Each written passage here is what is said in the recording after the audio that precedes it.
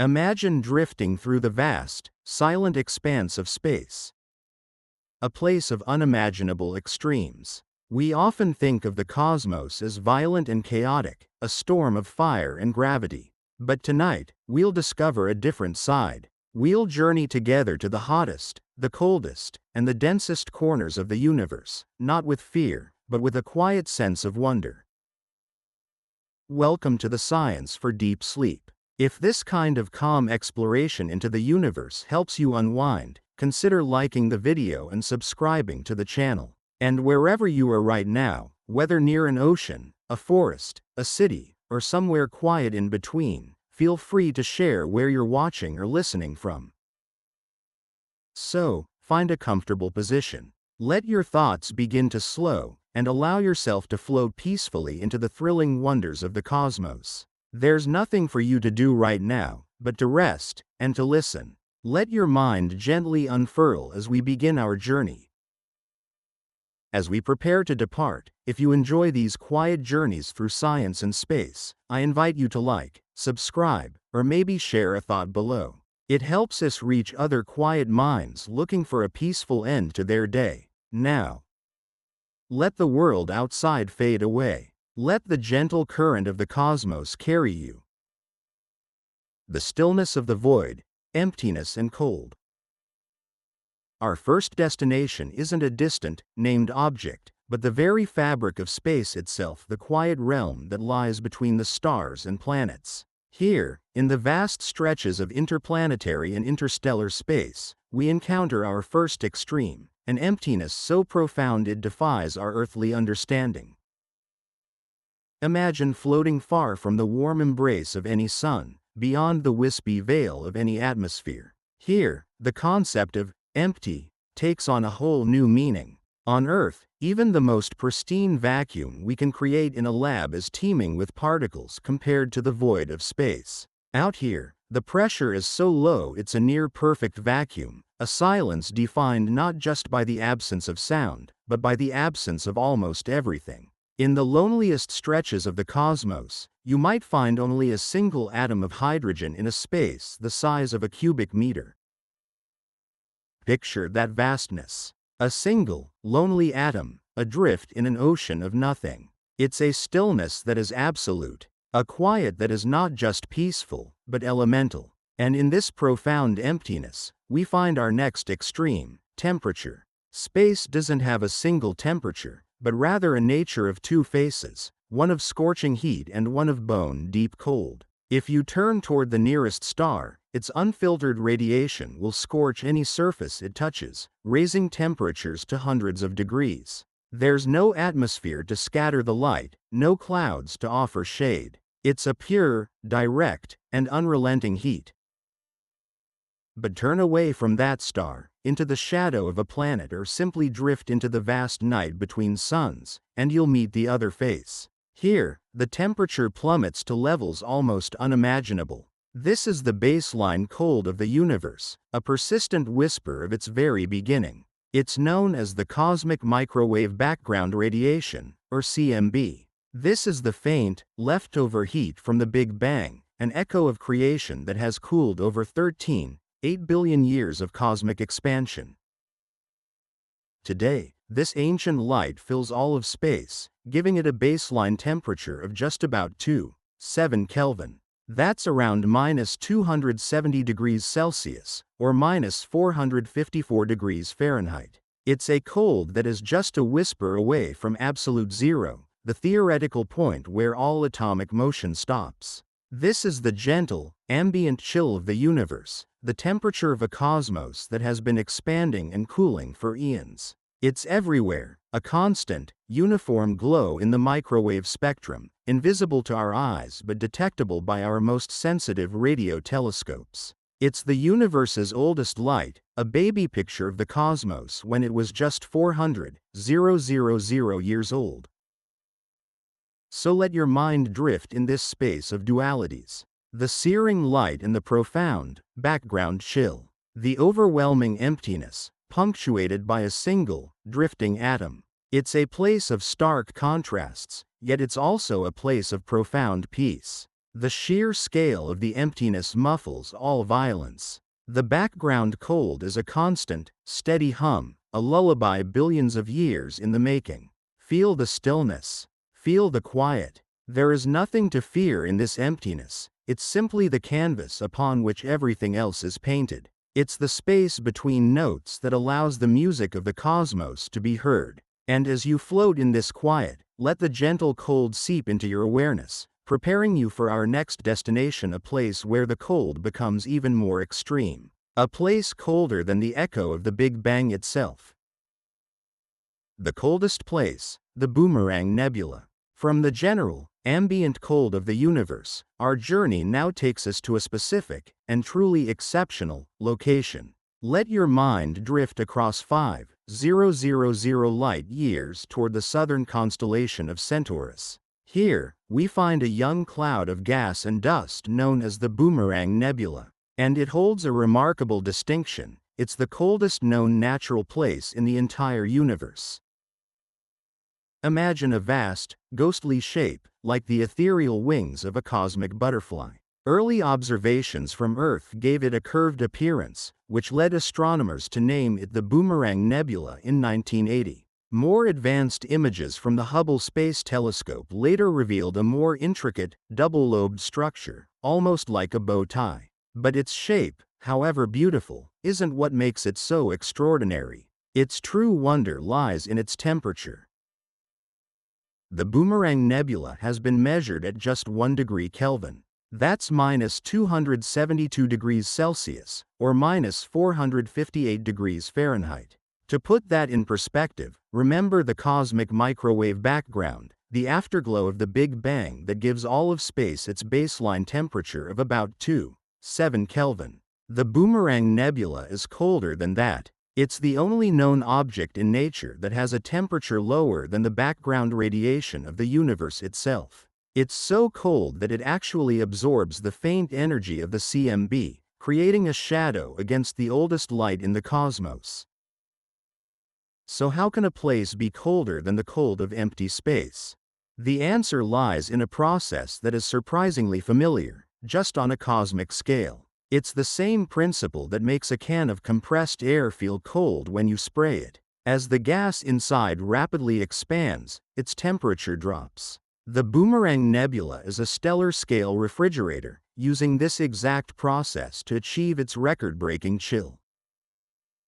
At the heart of the nebula is a dying star. In its final phases of life, this star has been furiously shedding its outer layers, blowing gas and dust out into space at a tremendous speed over 500,000 kilometers per hour. The star has been losing mass at an incredible rate, and this massive, high-speed outflow of gas is expanding into space with incredible speed. As the gas molecules rush outward, they spread farther and farther apart, and in doing so, they lose their heat. This rapid expansion is what cools the nebula so dramatically, pulling its temperature down below the universal background. It's actively cooling itself, bleeding its heat away into the void. So let's picture this place. It's not a dead or static cold. It's an active, dynamic process. Imagine the central star, hidden within a dense lane of dust, allowing its light to escape in two opposing beams, creating the ghostly, bow-tie shape we see. And all around it, unseen, is a vast, rapidly expanding sphere of ultra-cold gas. It's a place of serene, frigid beauty. The starlight reflects off the dust particles, creating a soft, ethereal glow against the profound blackness. Feel the stillness of this incredible cold. A temperature just 1 degree above absolute zero, the point where all motion would theoretically stop. It's a cold that is deeper and more profound than the emptiness of space itself. It is a testament to physical laws playing out on a scale we can barely comprehend. A dying star, in its final act, has created a pocket of the universe that is uniquely, superlatively cold. Let your mind rest in this quiet, frosty sanctuary. There is no violence here, only the slow process of stellar death and the beautiful, strange physics of extreme cooling. As you feel this profound chill, let it be a calming presence, a quiet reminder of the incredible diversity of the cosmos. And from this point of absolute cold, our journey will now pivot. We'll leave the ice and shadows behind, and turn our course toward the fire. Toward the most intensely hot places the universe has to offer. The cosmic forges, supernovae and quasars. Let your awareness drift away from the absolute chill of the Boomerang Nebula. Feel a warmth slowly returning to your thoughts as we travel from the coldest corner of the cosmos toward its most incandescent furnaces. The universe is a place of balance, and for every extreme of cold, there's a counterpart of unimaginable heat.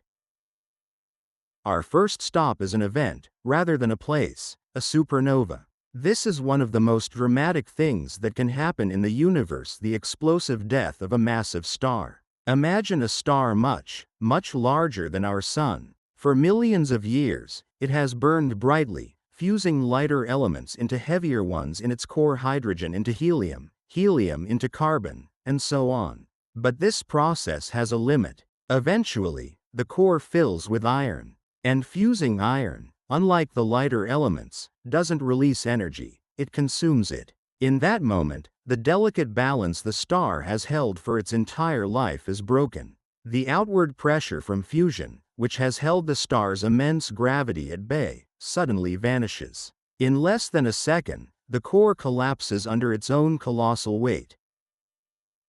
The outer layers of the star, now unsupported, come crashing down. They hit the newly formed, ultra-dense core and rebound with cataclysmic force. This rebound, combined with a flood of energy from the core, triggers a titanic explosion. This is the supernova. In an instant, the star becomes brighter than its entire galaxy, outshining billions of ordinary stars. The temperatures within this explosion are staggering, reaching into the billions of degrees Celsius. It's in this violent, fleeting forge that the heaviest elements in the universe are created. Elements like gold, platinum, and uranium are born in the heart of a supernova and then scattered across the cosmos, seeding the next generation of stars and planets. Every bit of gold on Earth was born in the heart of an exploding star. Picture the sheer power. In just a few seconds, a supernova can release more energy than our Sun will in its entire 10 billion-year lifetime. It is a moment of both ultimate destruction and profound creation, a necessary part of the cosmic cycle.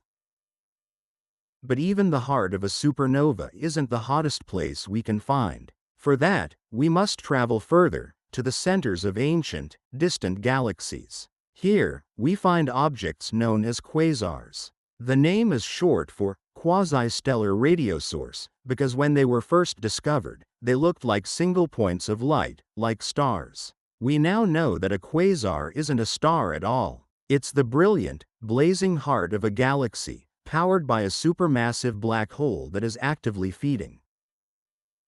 At the center of most large galaxies, including our own Milky Way, lies a supermassive black hole, with a mass millions or billions of times that of our Sun. If a large amount of gas, dust, or an unlucky star drifts too close, the black hole's gravity captures it. This material doesn't fall straight in. Instead, it's pulled into a swirling, flattened vortex of matter called an accretion disk. Imagine a whirlpool of cosmic proportions, trillions of kilometers across, spinning around the black hole's point of no return. The material in this disk is moving at incredible speeds, approaching a fraction of the speed of light. As the gas and dust particles rub against each other, the friction generates an astonishing amount of heat. The temperatures here are not measured in thousands, or even millions, of degrees. In the core region of the accretion disk around a quasar like 3C273, temperatures are estimated to climb into the trillions of degrees. It's a heat so high that it defies any earthly comparison, a temperature where matter itself breaks down into a plasma of fundamental particles. This incandescent disk glows with an intensity that's difficult to fathom. A single quasar can be thousands of times more luminous than our entire Milky Way galaxy with its hundreds of billions of stars. They are the brightest objects in the known universe, beacons we can see from the very edge of the cosmos. So let your mind rest in the light of these cosmic forges. First, the brilliant flash of a supernova, a moment of destruction that seeds the cosmos with new worlds. And then, the steady, ferocious blaze of a quasar, a galactic engine powered by gravity, shining with the light of a trillion suns. This is the raw power of the universe, concentrated into points of blinding light. Feel the immense energy, the sheer scale of it all. And from this place of ultimate heat, we'll now turn toward its opposite, toward an extreme of substance, to the densest places in the cosmos. The ultimate crush, neutron stars and black holes. Having bathed in the brilliant light of the universe's hottest furnaces, let's now journey to places where matter is pushed to its absolute limits. Our path takes us from the expansive energy of heat to the intense concentration of mass. We're heading toward the densest objects in the cosmos. Our first stop is a neutron star. Imagine taking our sun, and then a second sun, and crushing all of that matter, the mass of two suns, into a sphere no larger than a city, just 20 kilometers, or about 12 miles, across. This is a neutron star. It's the collapsed core of a massive star that wasn't quite massive enough to become a black hole. During a supernova, the core implodes, and the pressure becomes so intense that electrons and protons are forced to merge, creating a sea of neutrons. What's left is an object made almost entirely of neutrons, packed together as tightly as physics will allow. The density is simply beyond comprehension. A single teaspoon of neutron star material would weigh about 1 billion tons. If you could scoop up a thimbleful of this matter, it would weigh more than 100 million tons. The density is comparable to an atomic nucleus, which has led some to describe neutron stars as city-sized atomic nuclei. And the gravity on a neutron star is just as extreme. It's more than 100 billion times stronger than gravity on Earth. An object dropped from just 1 meter above its surface would impact at millions of kilometers per hour. These objects are also often spinning incredibly fast, hundreds of times per second, sweeping beams of radiation across the cosmos like a lighthouse. They are extreme in every sense of the word. Let your mind try to grasp this object. A sphere the size of a city, yet it holds the mass of suns. Its surface is a solid crust of iron, unimaginably strong. Below that lies a sea of superfluid neutrons, a state of matter with zero viscosity, flowing without any friction. It's a place where the rules of normal matter completely break down. But there is one step further we can go. If the collapsing core of a dying star is massive enough, more than about 3 times the mass of our sun, not even the pressure of packed neutrons can stop the collapse. Gravity wins. It wins completely and absolutely. The core collapses down to a point of infinite density, a singularity. What is left is a black hole. At the heart of our own Milky Way galaxy lies such an object, a supermassive black hole named Sagittarius A*, pronounced Sagittarius A star. This black hole has a mass of over 4 million times that of our Sun, all contained within a region so small it's effectively a single point. Of course, we can't see the black hole itself. Its gravity is so powerful that nothing, not even light, can escape once it crosses a boundary called the event horizon. For Sagittarius A*, this point of no return forms a sphere with a radius of about 12 million kilometers. Any matter or energy that crosses this line is lost from our universe forever. A black hole warps the very fabric of reality around it. It bends space and time. Time itself slows down as you approach the event horizon. To a distant observer, an object falling in would appear to slow down and freeze at the edge, its light stretching into redder and redder wavelengths until it fades away. Let's linger here, at a safe distance, observing the heart of our own galaxy. We can see stars orbiting this empty point in space at incredible speeds. One star, S2, whips around Sagittarius A** at over 5,000 kilometers per second as it makes its closest approach, its path a testament to the immense power hidden in the dark. These are the densest places in the universe: a neutron star, where matter is crushed to its breaking point, and a black hole, where gravity has triumphed and broken the rules of matter entirely. They are the quiet, heavy anchors around which galaxies spin. Let your mind contemplate this incredible compression, this warping of reality. Feel the immense, silent power. The slow dance of destruction, galactic collisions and gamma-ray bursts. Having felt the silent, crushing weight of gravity, we now pull our focus back, widening our view to the grandest and most violent interactions the cosmos has to offer. These events unfold over millions of years, or in the blinding flash of a second, but both represent the universe at its most dynamic. First, let's contemplate a process that's happening in slow motion: the collision of galaxies. Our own Milky Way is not alone. Our largest neighbor is the Andromeda Galaxy, located 2.5 million light-years away. And it's getting closer. For years, a collision was seen as a certainty, but recent studies suggest it may be closer to a coin flip. But let's imagine that cosmic dance does take place, about 4.5 billion years from now. Imagine the sky. Andromeda, no longer a faint smudge, would fill the view, a majestic spiral of stars stretching from horizon to horizon. As the two galaxies begin to intermingle, their immense gravitational fields would wreak havoc. Long, graceful streamers of stars and gas, called tidal tails, would be torn from the spiral arms. The elegant spiral structures of both galaxies would be twisted, warped, and eventually erased. It would look like absolute chaos. And yet, despite the scale of the destruction, it's extremely unlikely that any two individual stars would actually collide. The space between stars is just too vast. If our Sun were a ping-pong ball, its nearest stellar neighbor would be a pea about 100 kilometers away. So as the galaxies merge, stars won't crash. Their orbits will simply be thrown into disarray, like two swarms of bees flying through one another. Over hundreds of millions of years, the two galaxies would pass through each other several times, their structures slowly dissolving until they finally merge into one single, enormous galaxy, sometimes nicknamed Milkomeda. This is violence on a galactic scale, a slow, majestic, and creative destruction. Now, let's shift from this slow dance to the most powerful explosions known since the Big Bang itself: gamma-ray bursts, or GRBs.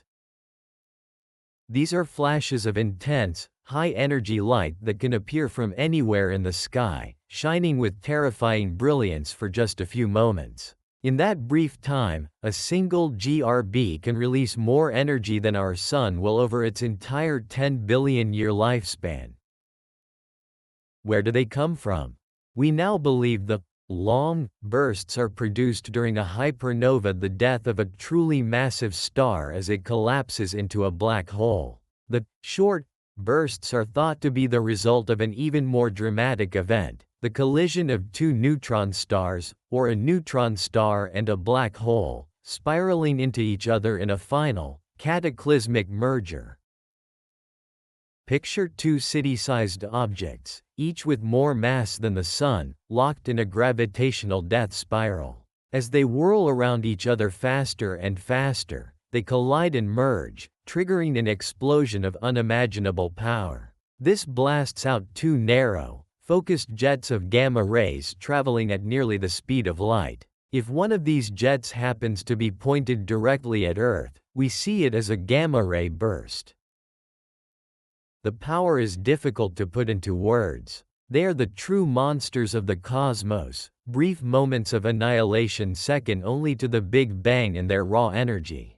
Let your mind hold these two extremes of violence: the slow, gravitational ballet of galaxies merging, and the instantaneous, blinding flash of a gamma-ray burst. Both are a part of the universe's grand and often violent tapestry, reminders that the cosmos is a dynamic and ever-changing arena of immense power. The Great Nothing, Cosmic Voids.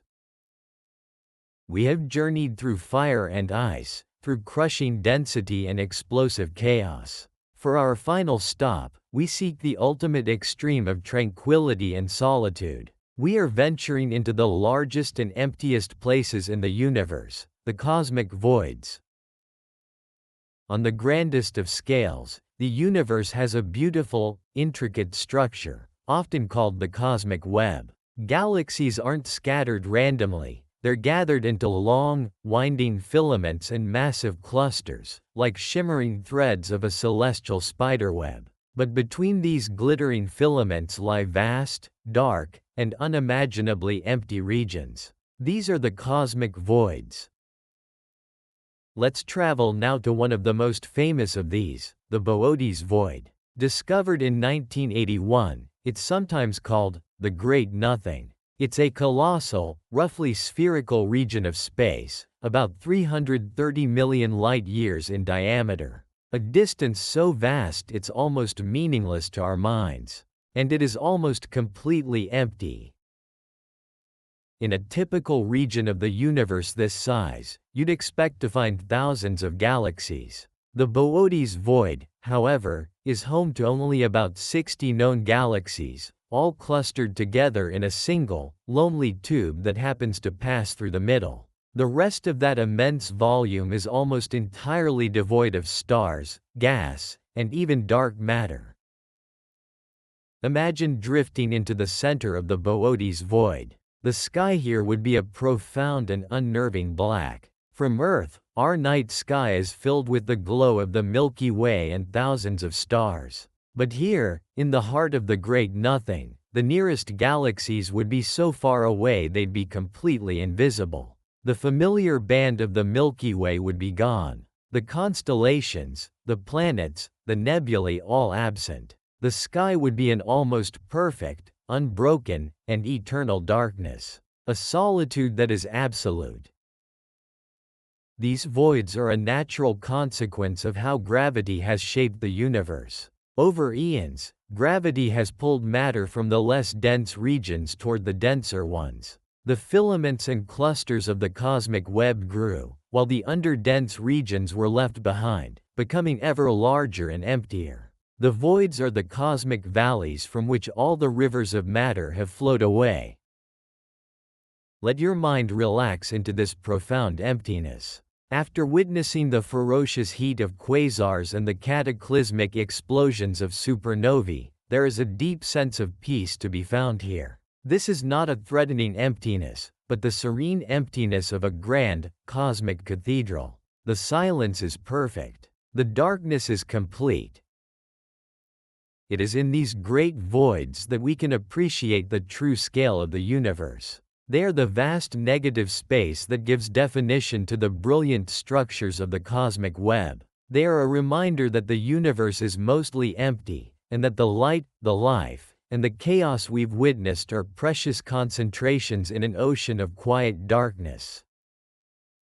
Feel the stillness expand within you. Let the profound peace of the void settle your thoughts. There's nothing to do here, nothing to see, nothing to fear. It is a place of ultimate rest, a gentle, silent, and endless night.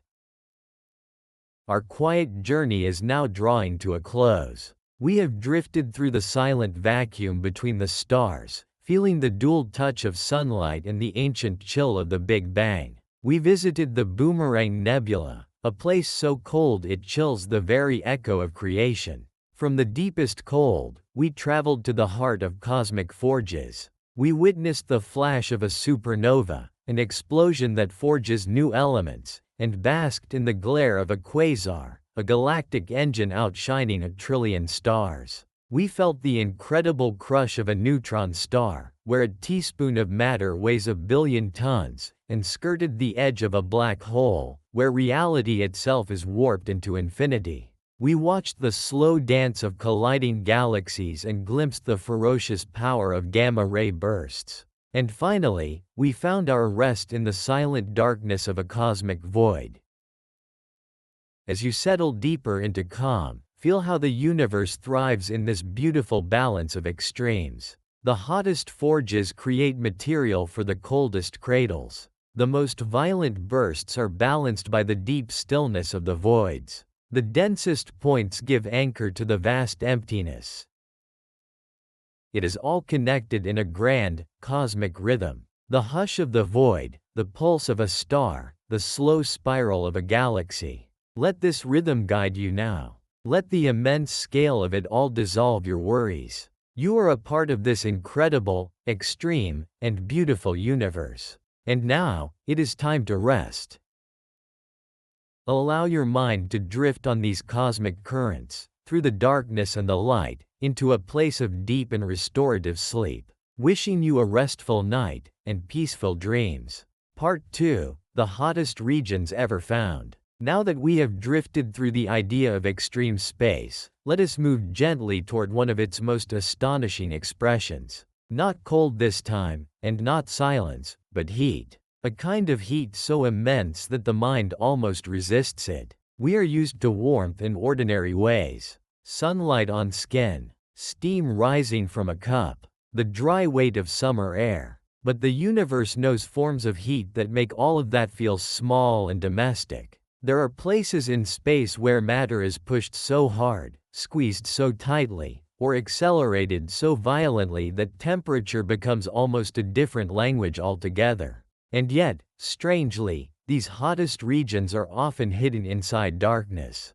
They are buried in the cores of stars, or wrapped inside explosions, or circling invisible black holes. You would not always know, just by looking, where the real furnaces are. The cosmos can appear quiet from a distance while something almost unimaginably hot is unfolding at its center. So for this part of our journey, we will move slowly through the universe's great heat sources. We will begin with a simple question. What does it even mean for space to be hot? Then we will drift inward, toward the hearts of stars, where heat is made and remade every second. From there, we will move to the depths of massive stars, where temperatures leap into the truly extreme. And finally, we will approach some of the brightest and most violent regions ever discovered, where matter circles black holes and entire galaxies blaze with the power of trapped gravity. There is nothing you need to solve here. Just let the scale of it settle over you, one image at a time. One of the first things to understand is that heat in space does not feel the way heat feels on Earth. On Earth, warmth travels through air, through water, through skin, through contact. But space is mostly empty. There is no thick atmosphere to hold warmth the way a summer evening does. So in one sense, space is cold. But in another sense, it can host temperatures so high that atoms are stripped apart. A region in space can be intensely hot because of the speed of particles, because of radiation, or because matter is compressed and energized beyond anything we experience in daily life.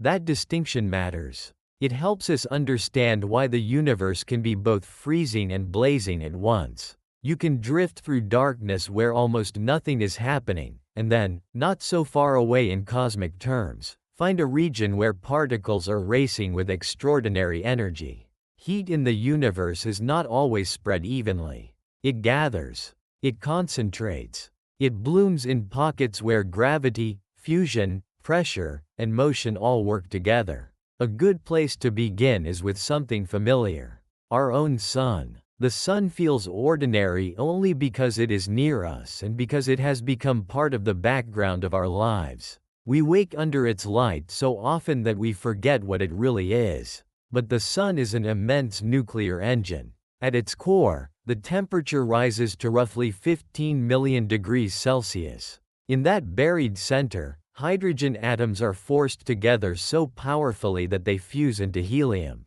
And from that fusion comes the energy that eventually reaches Earth as light and warmth. If you picture the sun from the outside, it looks calm enough, almost serene at sunrise or sunset. but its outer beauty hides a fierce and ongoing struggle deep inside.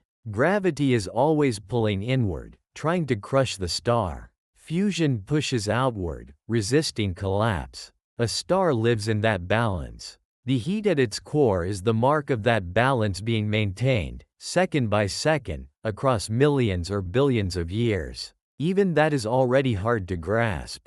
15 million degrees is not a number that really lands in human intuition. But the Sun, extraordinary as it is to us, is not among the hottest environments the universe can produce. It is only our first stepping stone. There are stars much larger, much heavier, and much more intense.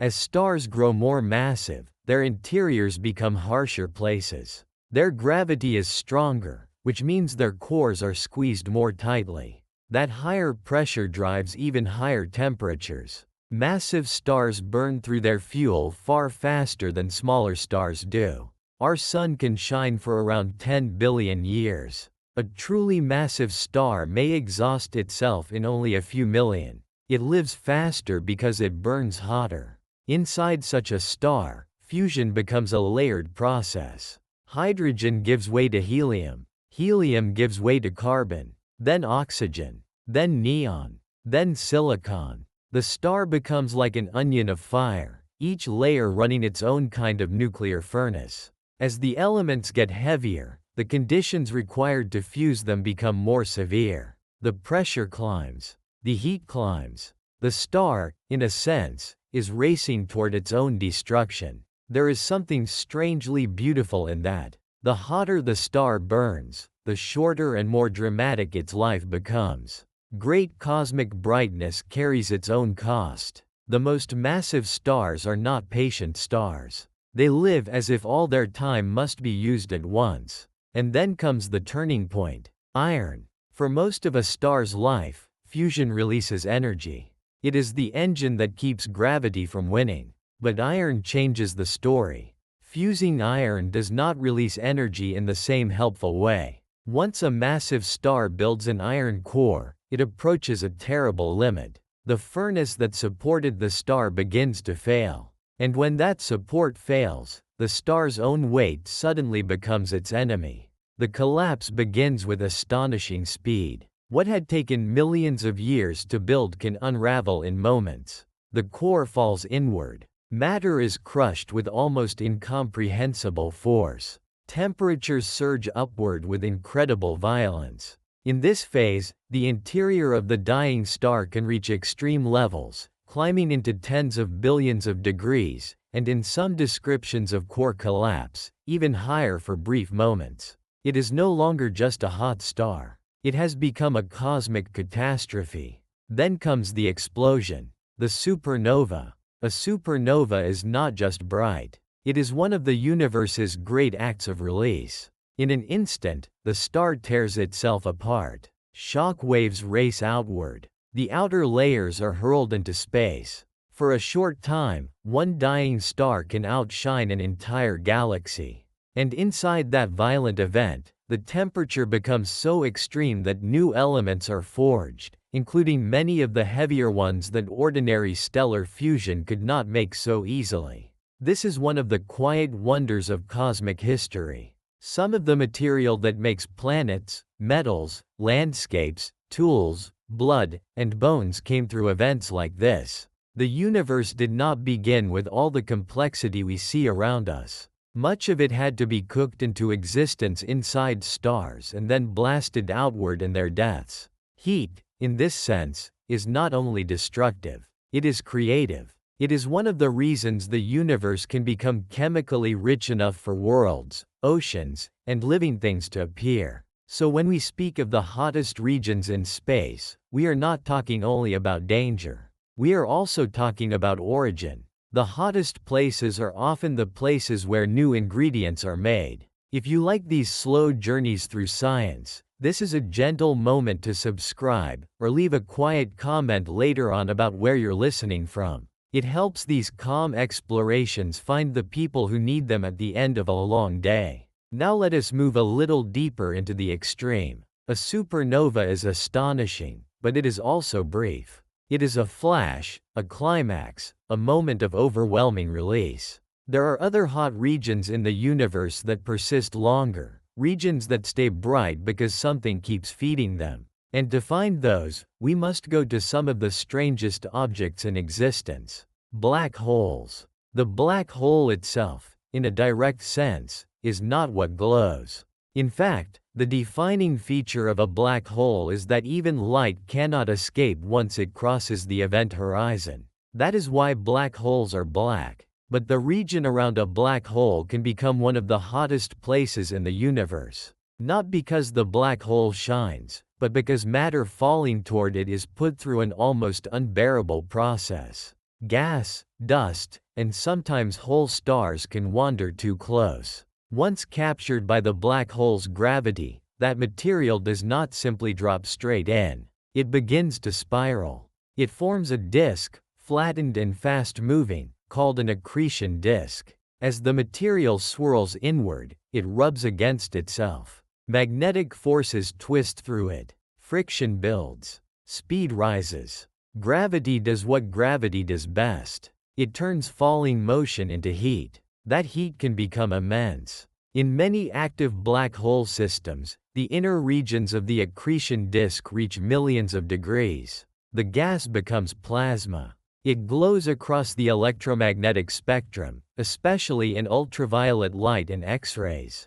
Close enough to the black hole, the environment becomes so energetic that matter is no longer anything like the calm gas cloud it once was. It is luminous, violent, and unstable. It is easy to imagine heat being made by fire. It is harder, and perhaps more eerie, to imagine heat being made by falling. But that is what is happening here. Gravity does not need flame. It does not need oxygen. It only needs mass, motion, and a deep enough well to pull matter inward until the energy has nowhere to go except into light and heat.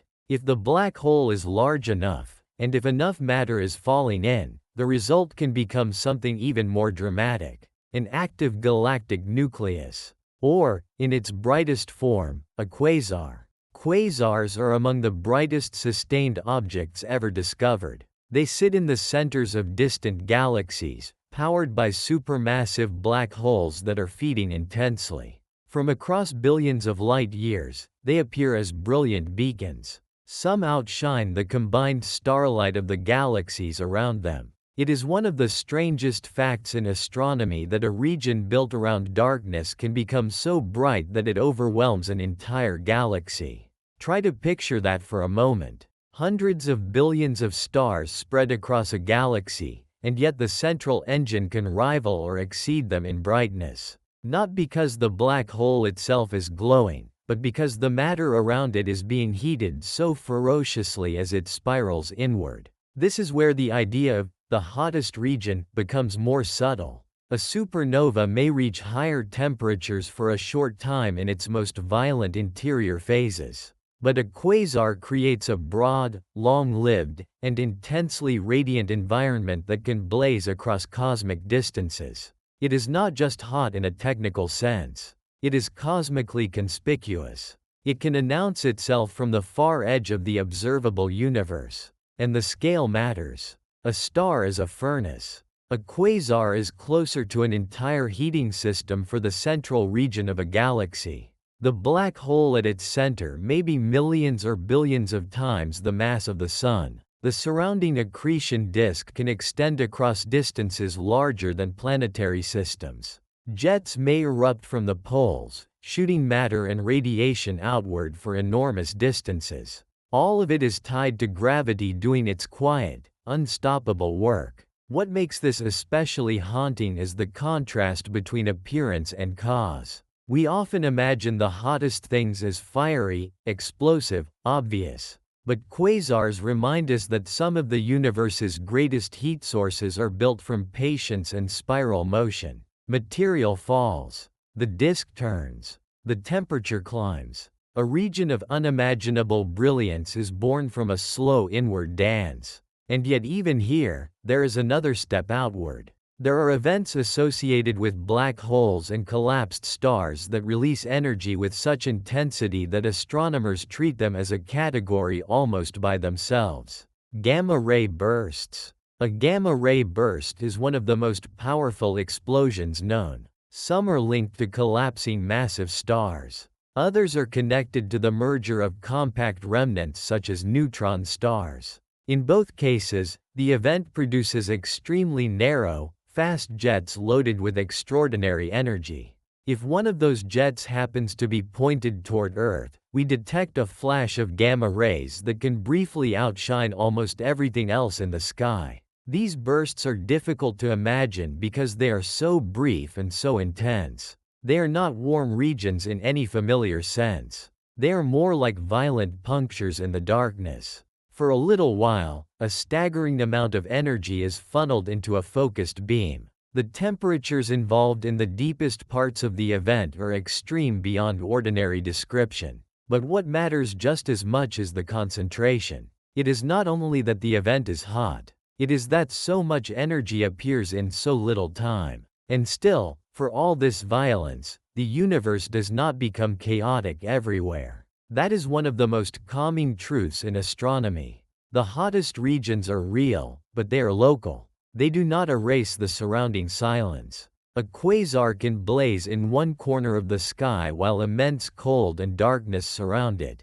A supernova can erupt, and yet the wider galaxy remains mostly empty and quiet. The universe is not uniformly extreme. It is patterned. It allows for both furnace and void, for both pressure and stillness. That pattern is part of what makes the cosmos so beautiful. The hottest places are not random accidents. They emerge where certain conditions meet. Enough mass, enough gravity, enough collapse, enough fuel, enough motion. In a way, the universe is always testing what matter can endure. And where those tests become most severe, heat appears. Let us linger for a moment with the image of a quasar, because it may be the most dreamlike of all these hot regions. Far away, at the center of a young galaxy, matter circles a supermassive black hole. The disk shines with the light of millions or billions of degrees. Magnetic forces twist.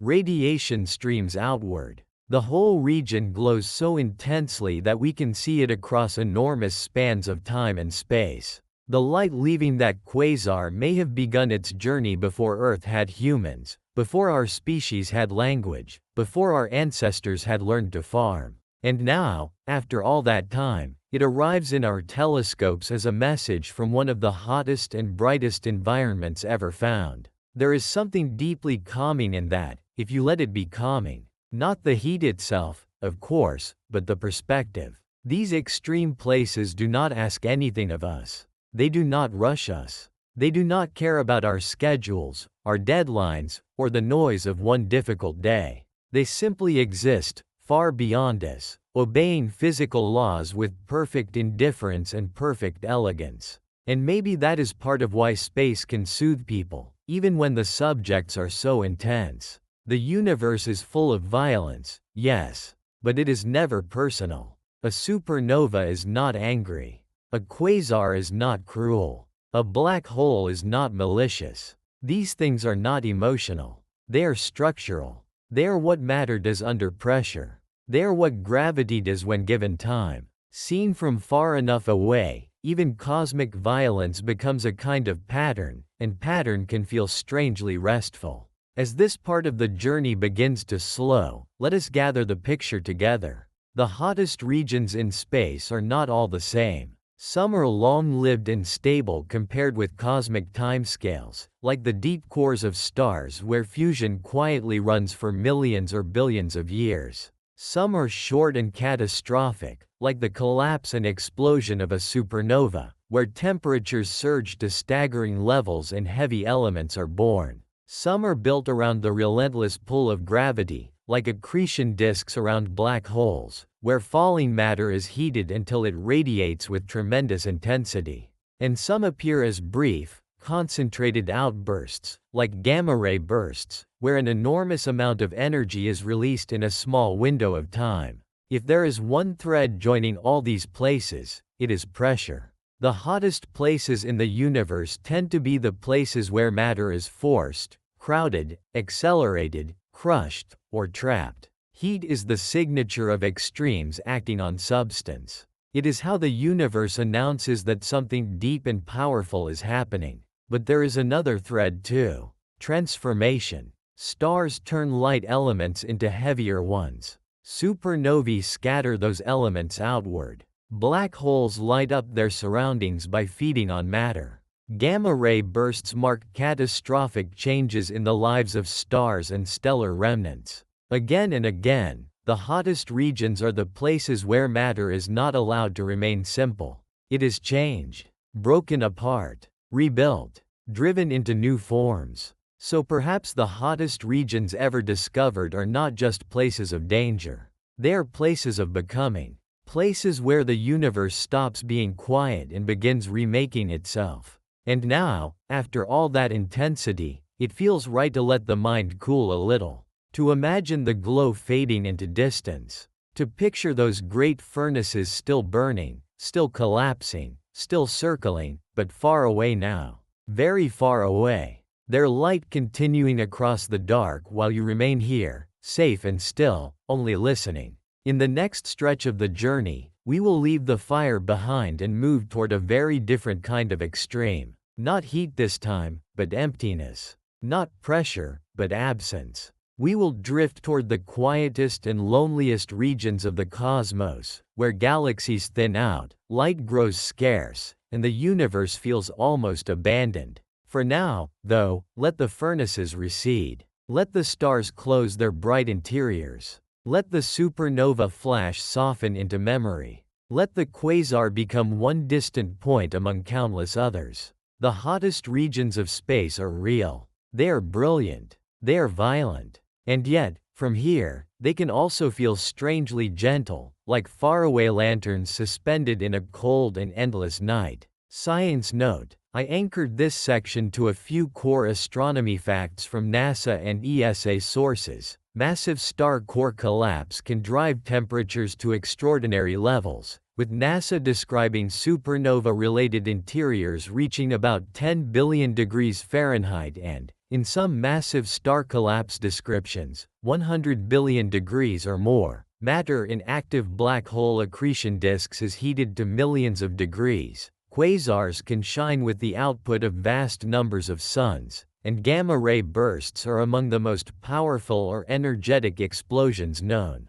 Part 3: The coldest places ever found. There is something especially calming about cosmic cold. Not the cold of a winter morning, or the cool edge of air conditioning, or the quiet chill of rain before dawn. Those are still earthly kinds of cold, familiar kinds, wrapped in atmosphere and weather and skin. But the coldest regions in space belong to a different category entirely. They feel less like weather and more like silence made physical. A kind of stillness so deep that it seems to live beneath motion itself. If the hottest regions of the universe feel like pressure, fire, collapse, and release, then the coldest regions feel like distance, separation, patience. They are the places where energy has drained away, where particles move more slowly, where light is faint, where matter waits in darkness with extraordinary restraint. And tonight, that is where we are going. We are going to move gently toward the coldest places ever discovered, from the background chill of the universe itself, to dark clouds where stars begin in silence, and finally to one of the strangest objects astronomers have ever found, a place so cold that it falls below the temperature of space itself. That idea alone is enough to make the mind pause. Because most of us assume space is already as cold as it can possibly be. It seems like the natural home of cold. Empty, dark, airless, and far from warmth. But the universe is a little more subtle than that. Space is not just cold. It has layers of cold, degrees of cold, histories of cold. And some regions have found ways to become colder than the general cosmic background around them. So let your thoughts begin to slow. Imagine the noise of the day becoming smaller and more distant. Imagine yourself drifting farther from cities, farther from weather, farther from the warmth of stars. There is no hurry here. The universe has had plenty of time to cool. To understand the coldest regions of space, we should begin with a simple question. What does cold really mean?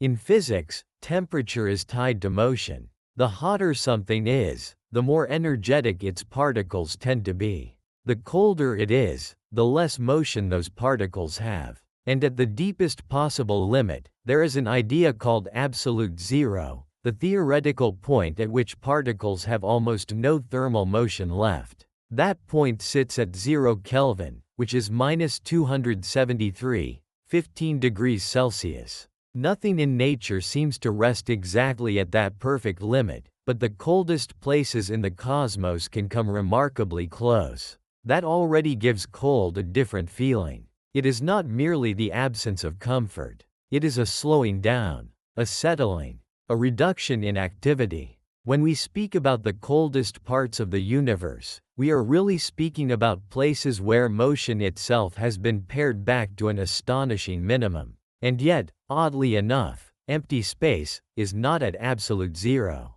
The universe still carries a faint leftover glow from its own beginning. Astronomers call it the cosmic microwave background, or the CMB. It is the afterglow of the Big Bang, stretched and cooled over billions of years, now filling all of space almost uniformly. That ancient background gives the universe a baseline temperature of about 725 Kelvin, just a little under 3 degrees above absolute zero.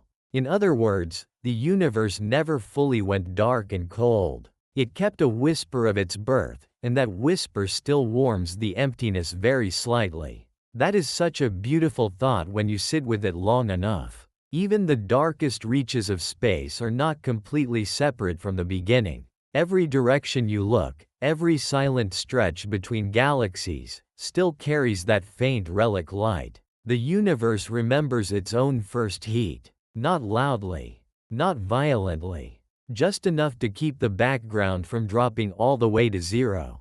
So if deep space is held at roughly 7 Kelvin by that ancient afterglow, then the next question becomes even more interesting. How can anything be colder than space?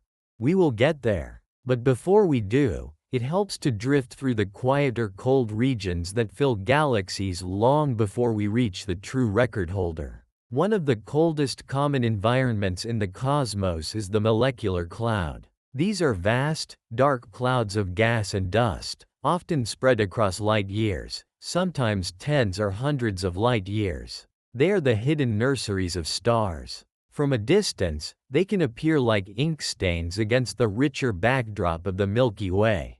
Dark, opaque, almost empty to the eye. But inside them, matter gathers slowly. Hydrogen molecules, dust grains, traces of more complex chemistry, all suspended in a hush that feels nearly motionless. And they are cold. Very cold. Many molecular clouds sit around 10 Kelvin, which is about -263 degrees Celsius. That is cold enough for atoms and molecules to behave in ways that feel completely alien to ordinary daily experience. It is also one of the reasons these clouds can begin the long process of star formation. When gas becomes cold, pressure drops. And when pressure drops, gravity has an easier time pulling matter inward. In other words, cold helps the universe gather itself. Cold allows collapse. Cold makes beginnings possible. There is something quietly poetic in that. The first stages of a star do not begin in brightness.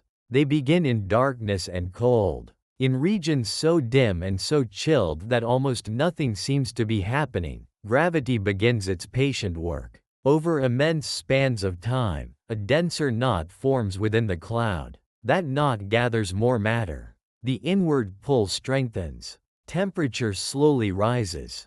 And eventually, if enough mass collects, the center becomes hot enough for fusion to ignite. So one of the deepest ironies in astronomy is that fire is often born out of cold. The future warmth of a star begins in a cloud that would seem lifeless to us. The darkness is not empty after all. It is preparing. If you imagine drifting through one of these molecular clouds, you would not see much. Not in any ordinary way. The dust blocks visible light. The environment is quiet, dark, and heavy with suspended particles. No clear horizon. No star-filled sky. Just a muffled region of the galaxy where light struggles to pass through and heat is scarce. Yet somewhere inside that darkness, the next generation of suns may already be forming. And because our channel lives in this slow and quiet rhythm, this is a gentle place to say that if these cosmic journeys help you unwind at night, you can leave a like, subscribe, or drop a comment later on about where you're listening from. Small signals like that help these calm science stories reach more tired minds in need of a softer ending to the day. Now let us move colder still. The background of space is about 2.7 Kelvin. Many star-forming clouds sit near 10 Kelvin.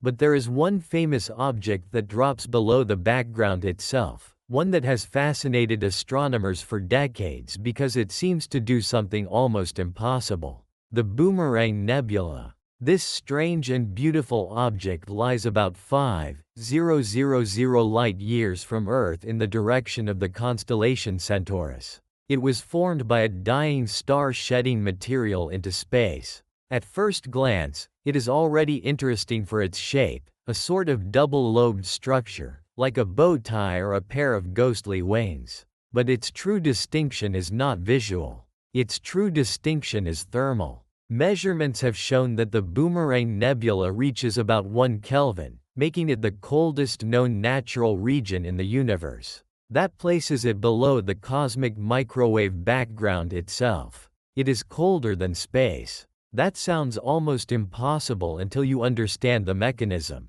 The Boomerang Nebula is not cold because nothing is happening there. It is cold because something very specific is happening there. Gas is being expelled outward from the dying star at tremendous speed, and as that gas expands rapidly, it cools dramatically. It is a little like the cooling effect you notice when compressed gas is released, but here it is playing out on a scale of light years instead of centimeters. The nebula is effectively refrigerating itself through expansion. The outward rush of gas robs the region of heat so efficiently that the temperature dips below the normal cosmic background. And there is something wonderful about that too. The coldest known natural place in the universe is not a dead block of ice hidden in some forgotten corner.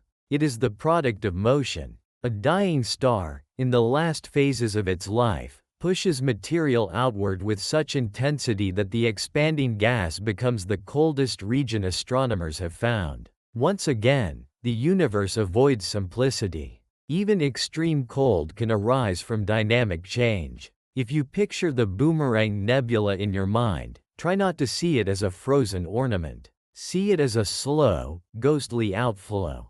A final breath from a star that once burned more warmly. The star itself is aging, losing its outer layers, slipping toward its later stages. And in doing so, it has created a shell of matter so chilled that it stands apart from the rest of the cosmos.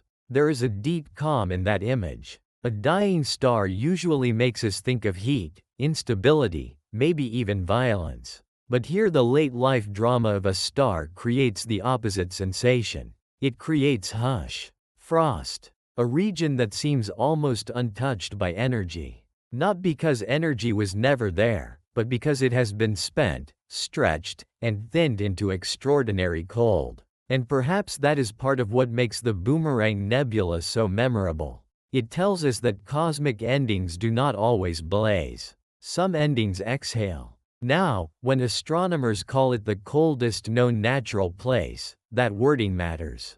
In laboratories on Earth, scientists have created temperatures even closer to absolute zero than anything known in space. But those are artificial, carefully engineered conditions. Out in the natural universe, the Boomerang Nebula remains the famous record holder. That gives it a special place in the imagination. It is not just cold by our standards. It is naturally, cosmically, improbably cold. If we zoom out from that one object, the broader pattern starts to feel clearer. The universe holds many kinds of cold. There is the background cold of the cosmos itself, the faint 725 Kelvin afterglow left behind by the Big Bang. There is the denser cold of molecular clouds, where dust and gas gather in darkness and prepare the way for future stars. And there is the exceptional cold of the Boomerang Nebula, where rapid expansion drives the temperature below even the cosmic background. These are not random examples. They show us three different reasons the universe becomes cold. Sometimes it is because the heat of the beginning has had billions of years to fade. Sometimes it is because matter is hidden from strong radiation and allowed to rest in darkness. And sometimes it is because the physics of expansion can cool gas beyond what the surrounding universe would normally allow. Each type of cold tells a different story. The background chill tells the story of age. The molecular cloud tells the story of waiting. The Boomerang Nebula tells the story of release. And all of them, in their own quiet way, remind us that the universe does not only express itself through brightness. Some of its most important processes happen when light dims and temperature falls. Cold is not an absence of meaning. It is part of the universe's architecture. There is another calming truth hidden inside all this. Cold in the cosmos is not necessarily lifeless. It can be preparatory. Molecular clouds are cold because they must be cold for gravity to gather them effectively. The icy chemistry found in some of these dark regions may even help build the ingredients that later become planets and, in the long arc of cosmic evolution, possibly the raw material of biology. The darkest, coldest places are not always barren endings. Sometimes they are storage rooms. Sometimes they are workshops. Sometimes they are the long pause before ignition. That can be an unexpectedly comforting way to think about cold in general. We often associate warmth with life and cold with loss. And of course, in human experience, that association can be deeply emotional. But the universe is larger and more patient than our instincts. In space, cold can mean preservation. It can mean possibility. It can mean a place protected from disturbance long enough for something subtle to form. A dark cloud at 10 Kelvin may look like almost nothing, but inside it, matter is organizing. Dust grains gather ice. Dense cores become denser. Gravity works without being rushed. And one day, in one hidden region, a star will begin. So even the coldest places are not always simply empty or dead. Sometimes they are almost meditative. They are places where the universe lowers its voice. If you were somehow able to travel through these regions, truly pass through them, what would it feel like in the imagination? In the open stretches of deep space, there would be a kind of pure exposure. No air, no sound, only the faint universal background, the oldest light touching everything just slightly. Inside a molecular cloud, the feeling would change. The universe would become enclosed. Dust would mute the starlight. The darkness would feel thick, almost protective. You would be moving through one of the hidden chambers of the galaxy, where future suns are still asleep. And in the Boomerang Nebula, the impression might become even stranger. Not merely dark, not merely quiet, but profoundly chilled, as if the surrounding gas had somehow stepped back from energy itself. A place shaped by a final outward breath. A region where a star's long life has ended not in a blaze of heat for us to linger in, but in a cold expanding shell that seems to drift below the ordinary limits of space. The more you sit with these images, the more the coldest places in the universe begin to feel less frightening and more spacious. Cold, at this scale, is not the sharp discomfort of weather. It is distance from urgency. It is motion slowed. It is energy stretched thin across unimaginable time. And maybe that is why cosmic cold can feel so sleep-friendly. It encourages the mind to stop bracing. Heat often feels active, demanding, bright. But cold, especially deep cosmic cold, feels permissive. It lets things settle. It lets motion become smaller. It lets details soften into darkness. If the hottest regions of space are where matter is forced into change, then the coldest regions are often where change waits quietly in the wings. Now, as this part begins to close, let us tie it together slowly. The coldest places ever discovered are not all the same, but they form a clear progression. The universe itself has a background temperature, about 725 Kelvin, set by the ancient afterglow of the Big Bang. Dark molecular clouds, often around 10 Kelvin, give us the quiet chill of star birth and preparation. And then, beyond both of these, the Boomerang Nebula descends to about 1 Kelvin, becoming the coldest known natural environment astronomers have found. That is the factual outline, but the emotional outline is a little different.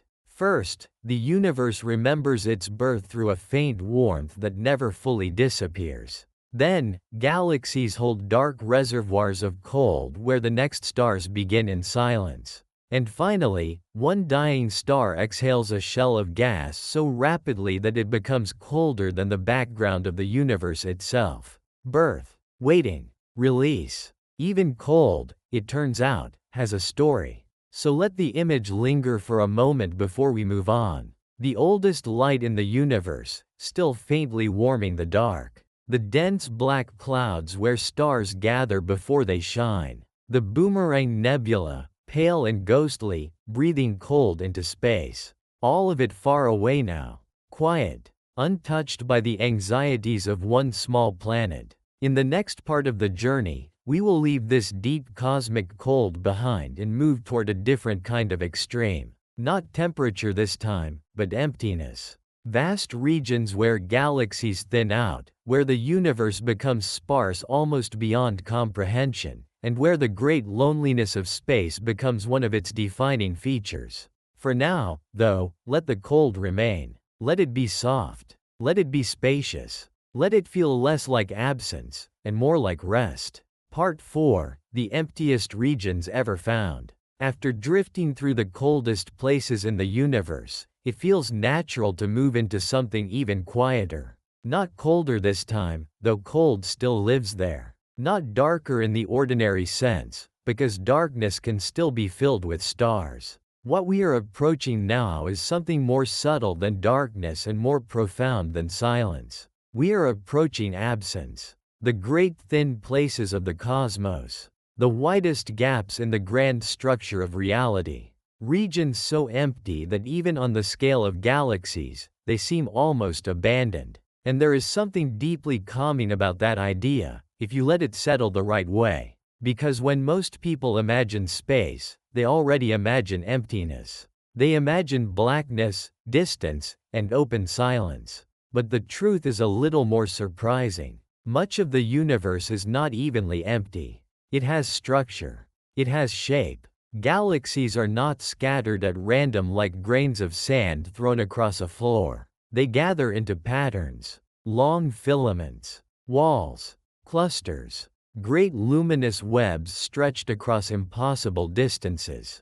And once you understand that, the real emptiness becomes even more striking. Because between those glowing webs lie regions where very little remains. Vast hollows in the cosmic pattern. Areas where galaxies grow rare, then rarer still, until the universe seems to exhale and leave behind almost nothing at all. Tonight, we will move through those emptiest regions ever found. We will begin with the simple idea of what a cosmic void really is. Then we will drift farther out, into the large-scale structure of the universe, where matter gathers into bright threads and leaves behind enormous dark gaps. From there, we will enter one of the most famous of all cosmic voids, and try to feel what it means for the universe to become sparse on such a scale. And by the end, we will see why emptiness is not just a lack of things, but one of the defining features of the cosmos itself. So let your breathing slow a little. Let the room around you grow less important. Imagine the stars gently pulling away from one another, the glowing clusters thinning, the bright map of the universe opening into wider and wider distances, until what remains is not a scene of chaos, but a scene of extraordinary restraint. To understand the emptiest regions in space, It helps to begin with something our minds almost always get wrong. We tend to picture the universe from the perspective of the night sky. And from Earth, the night sky can feel crowded. Thousands of visible stars. The pale band of the Milky Way. A sense that space is full. But that impression is mostly a trick of proximity. We live inside a galaxy. We are looking through one bright neighborhood from deep within it. And because we are surrounded by local stars, our sky feels rich. But once astronomers began mapping galaxies across truly immense distances, a different picture emerged. The universe, on its largest scales, resembles something like a web. Not a neat or simple web, but a sprawling cosmic network. Galaxies gather in filaments that stretch for hundreds of millions of light years. They cluster at intersections. They form walls and sheets and knots of matter. And between them lie voids, enormous regions with far fewer galaxies than expected. These voids are not perfectly empty, not usually. A few galaxies may still drift within them. Thin traces of gas may remain. Dark matter may still be present at low density. But compared with the filaments and clusters around them, they are astonishingly sparse.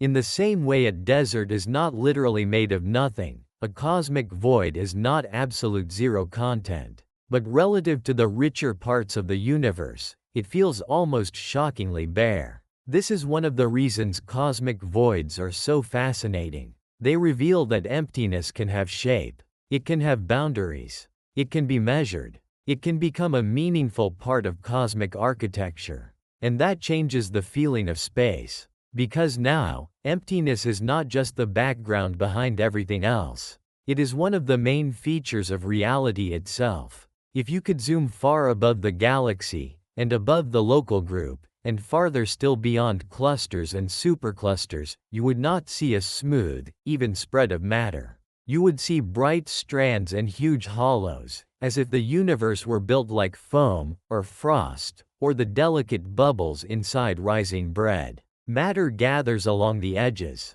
The interiors are left thin. There is something deeply elegant in that pattern. Gravity, over billions of years, has helped shape it. Regions with slightly more matter pulled in more matter. Regions with slightly less matter were left behind. The dense places became denser. The thin places became thinner. Slowly, patiently, across cosmic time, the universe sorted itself into webs and gaps, into the luminous and the sparse, into the clustered and the quiet. So a cosmic void is not merely where nothing happened. It is where less gathered. It is a place from which matter has, in a sense, flowed away. That image can be very soothing when you think about it long enough. The great emptinesses of the universe are not dramatic wounds. They are not torn out holes in space. They are valleys in the distribution of matter. Basins of scarcity. Gentle, vast underdensities that emerged simply because the universe did not build itself evenly. And once astronomers learned how to map those structures, the voids began to stand out with almost haunting clarity. One of the most famous examples is the Boötes void. It sits in the direction of the constellation Boötes and is often described as one of the great known voids in the observable universe. It spans hundreds of millions of light years. To describe that number calmly is almost impossible, because the mind does not naturally hold a scale like that. A single light year is already about 9.46 trillion kilometers. So when we say a void stretches across hundreds of millions of light years, what we are really saying is that the emptiness is so large that language begins to feel more symbolic than practical. What matters emotionally is the impression. Imagine a region so large that if the Milky Way were placed inside it, our galaxy would feel almost like a dust mote in a cathedral-sized chamber. And even then, that analogy would still be far too small. In a typical region of that volume, you might expect to find many thousands of galaxies. But inside a great void like Boötes, the number drops dramatically. Not to zero, usually, but low enough to feel eerie. A few islands of matter scattered through an ocean of almost nothing. Now imagine what the sky would look like from deep inside such a region. This is where the mind really begins to quiet down. From Earth, the night sky contains nearby stars within our galaxy, so even if the wider universe were empty, our local sky would still show the Milky Way. But if you imagine a hypothetical observer in a galaxy drifting near the deep interior of a large cosmic void, the wider environment beyond that local galaxy would be astonishingly barren. The surrounding large-scale universe would not reveal the same rich abundance of neighboring galaxies. The view outward could feel lonely beyond anything we normally associate with space. That is part of the psychological power of a void. It is not just physically sparse. It challenges our assumption that the universe must always become richer the farther we look. Sometimes it becomes poorer. Sometimes the grand pattern thins out. Sometimes the great cosmic web opens into an emptiness so broad that the surrounding structure seems very far away, like shorelines beyond a dark sea. And yet there is no threat in that emptiness. Not really. The void does not reach for anything. It does not destroy. It simply lacks. It is peaceful in the most extreme possible sense. It is the universe reducing itself to minimum detail. If these quiet explorations are helping you unwind, this is a soft moment to subscribe, or to leave a comment later about where you're listening from tonight. It helps this channel keep reaching people who want science told slowly enough to fall asleep to. Now let us keep drifting. There is an important difference between human emptiness and cosmic emptiness. Human emptiness often feels emotional. It can mean loneliness, loss, meaninglessness. But cosmic emptiness is more neutral than that. It carries no sadness of its own. It is simply a spatial condition, a region where matter is scarce, a vast underpopulation of galaxies, a thinning of structure. That neutrality matters, because it makes voids strangely restful to contemplate. The hottest places in the universe can feel intense. The densest places can feel heavy. But the emptiest places invite another feeling altogether. They invite surrender. They ask nothing from the mind except that it accept scale, accept distance, and stop expecting fullness everywhere. This may be one reason why images of cosmic voids feel so calming on a deep level. They remind us that the universe does not need to be crowded to be complete. It does not need to fill every region with activity. It can leave room. It can leave silence. In fact, most of the large-scale cosmos depends on those absences. Without the voids, the web itself would not stand out so clearly. In that way, emptiness becomes a kind of definition. The gaps help reveal the structure. That is true in music too. The pause gives shape to the note. The silence allows the melody to exist. In the same way, the cosmic void helps define the filament. The emptiness allows the clusters to feel like clusters. The sparse regions give meaning to the bright ones. So perhaps the void is not just absence. Perhaps it is contrast. Perhaps it is one of the ways the universe makes form visible. There are also deeper scientific reasons astronomers care about voids. Because voids are relatively simple environments compared with crowded galaxy clusters, they can act like laboratories for understanding the large-scale behavior of the universe. In dense regions, gravity causes many interactions. Galaxies collide, merge, distort one another, and live busy gravitational lives. But inside voids, those complications are reduced. The galaxies that do exist there can evolve in relative isolation. And the shape, size, and distribution of voids help cosmologists test ideas about dark matter, dark energy, and the history of cosmic expansion. That makes the voids quietly important. They are not just the places where less happened. They are part of the evidence, part of the map, part of the universe's long autobiography. And still, even with all that scientific value, it is the feeling of them that lingers most. Imagine the universe as a glowing lacework stretched over blackness. Then imagine slipping through one of the larger holes in that lace. The bright strands fall away behind you, Galaxies become less frequent. The architecture loosens. The cosmic traffic fades. You move not into darkness alone, but into rarity. That word matters here. Rarity. A void is not defined by total absence. It is defined by the unusual scarcity of what should have been more common. That is what makes it feel so strange. We expect the cosmos to keep giving us more the farther out we go. More galaxies, more light, more structure. But a void interrupts that expectation. It says no, not here. Here the universe has become selective. Here it has chosen sparseness. There is also something humbling in the fact that the largest patterns in existence are shaped as much by what is missing as by what is present. That is not just an astronomical thought. It is almost philosophical. Presence alone does not define a structure. Absence plays its role too. The universe knows that. It builds with matter and with gaps.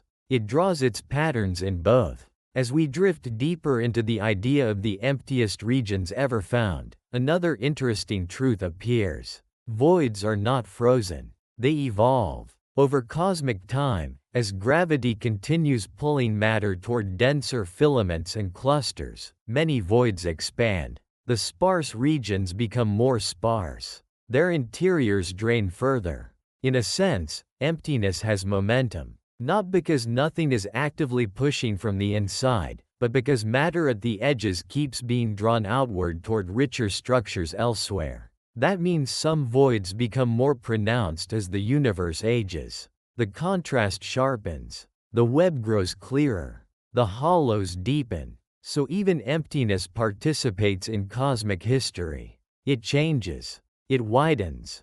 It becomes more itself. There is something beautiful in the idea that a void, though defined by absence, can still develop character over time. Now let us imagine a very gentle journey through one. Not in a spaceship with engines roaring. Not as an adventure scene.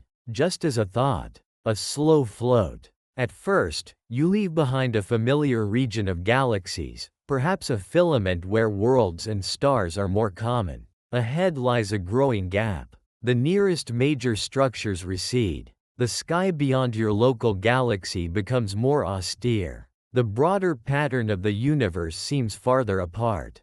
Distances that were already immense become lonelier still. And yet there is no violence in the transition. No cliff edge. No dramatic border. Voids are not usually hard-walled regions. They thin gradually. Density falls away. Neighbors become fewer. Bright markers become rarer. It is less like stepping into a room and more like sailing away from a coast so slowly that only after a long time do you realize land is nearly gone. This gradualness makes them even more sleep-friendly to imagine. A void is not a shock. It is a thinning. And perhaps that is why cosmic emptiness can feel almost medicinal to an overcrowded mind. So much of human life is defined by saturation. Noise, schedules, messages, traffic, thought upon thought upon thought. The mind becomes a crowded cluster of its own. But a cosmic void offers the opposite image. A region where almost everything unnecessary has already drifted away. No urgency. No crowding. No demand for constant motion. Just scale, quiet, and room. It would be easy to mistake that for loneliness, but I think it can also be read as freedom. A void does not imprison. It opens. It allows distance to become the whole point. It gives the imagination permission to stop filling every silence. And in that sense, the emptiest regions ever found may be among the gentlest to think about before sleep. Because they do not overwhelm the senses. They reduce them. They do not intensify the universe. They soften it. Even the name, void, has a certain hush to it. A short word, almost like a breath leaving. Void. It does not crash. It fades. Now, before this part comes to rest, let us gather the picture together. The emptiest regions ever found are cosmic voids, vast underdense areas in the large-scale structure of the universe where galaxies are far less common than in the bright filaments and clusters around them. These voids can span hundreds of millions of light years. They are not perfectly empty, but compared with the rest of the cosmic web, they are astonishingly sparse. Famous examples like the Boötes void remind us that the universe is not built as a uniform field of galaxies, but as a pattern of luminous strands separated by enormous hollows. That is the scientific outline. But the quieter outline feels like this.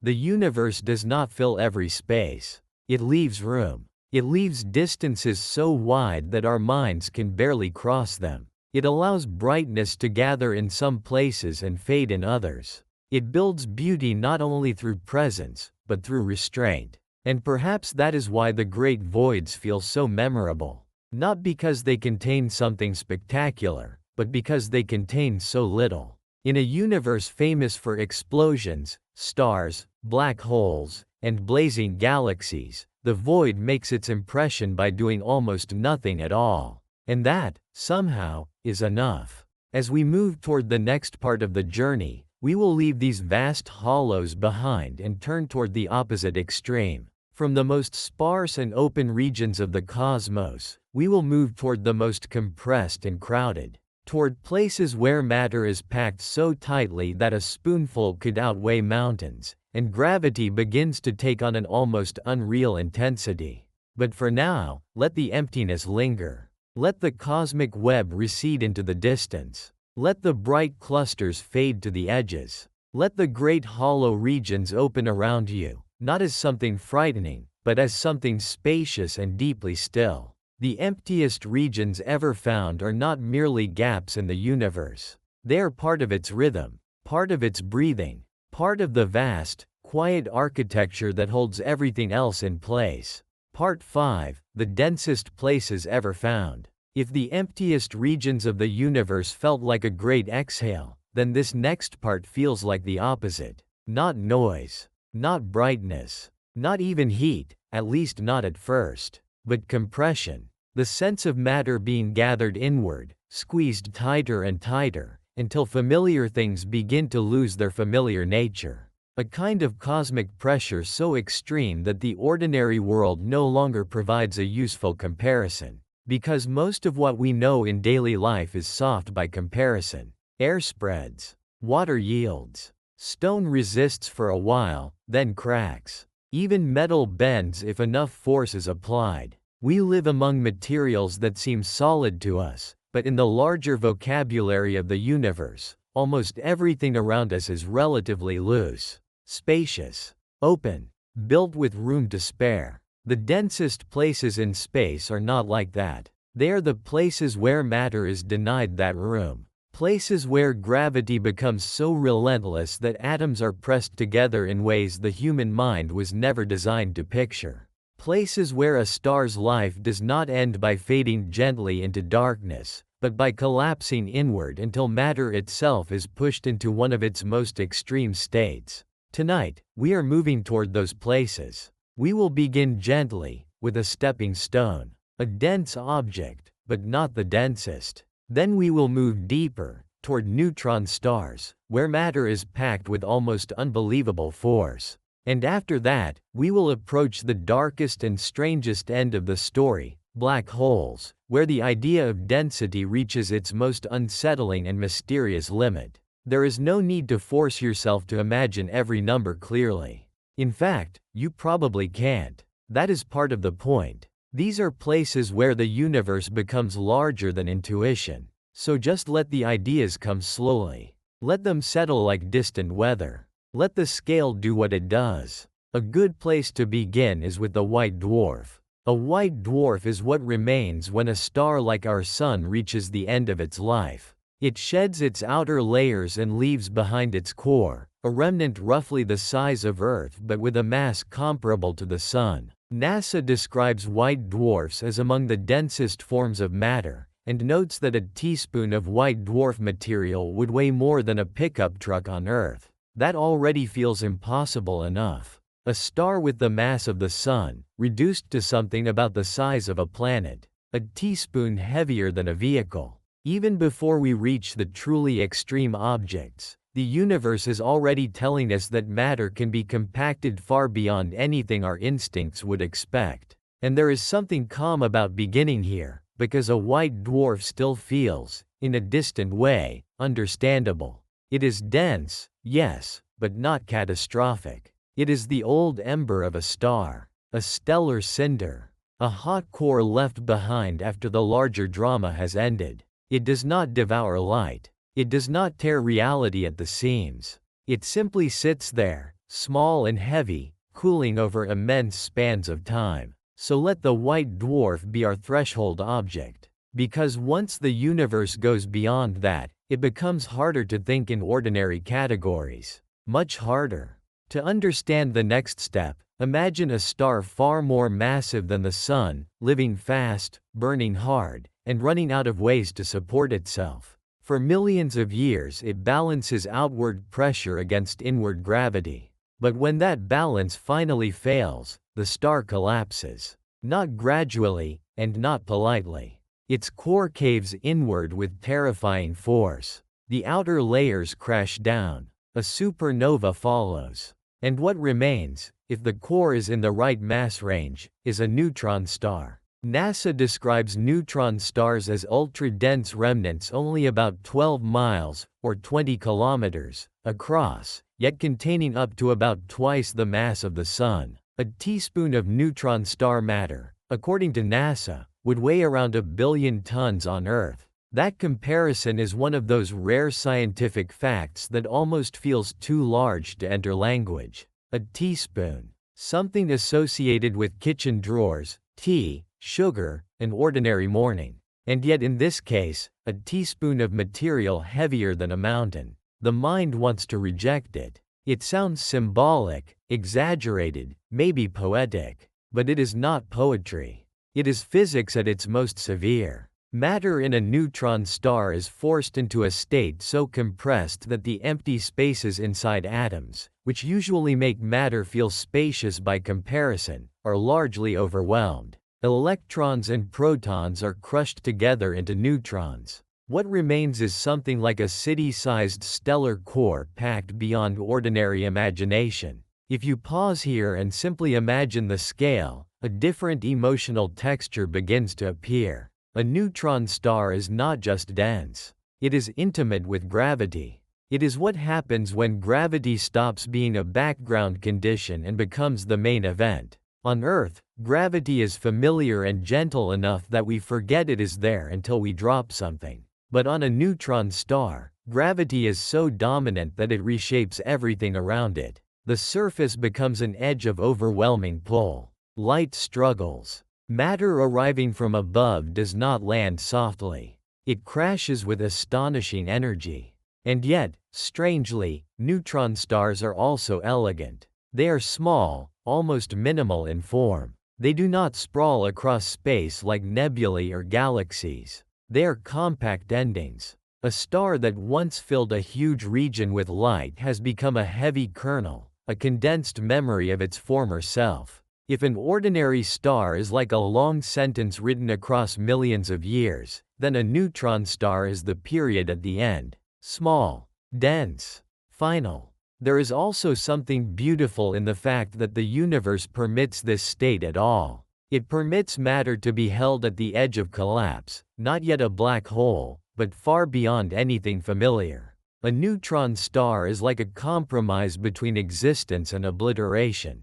Gravity has nearly won, but not completely. Something still resists. Something still holds. And that is why neutron stars feel so haunting. They are not the end of the road, but the last stable station before the road becomes much stranger. If these slow explorations are helping you rest, this is a quiet moment to subscribe, or leave a comment later about where you're listening from. It helps this channel keep making science gentle enough to drift off to. Now let us move one step deeper. If enough mass remains after the collapse of a giant star, then even the extraordinary resistance that supports a neutron star is no longer enough.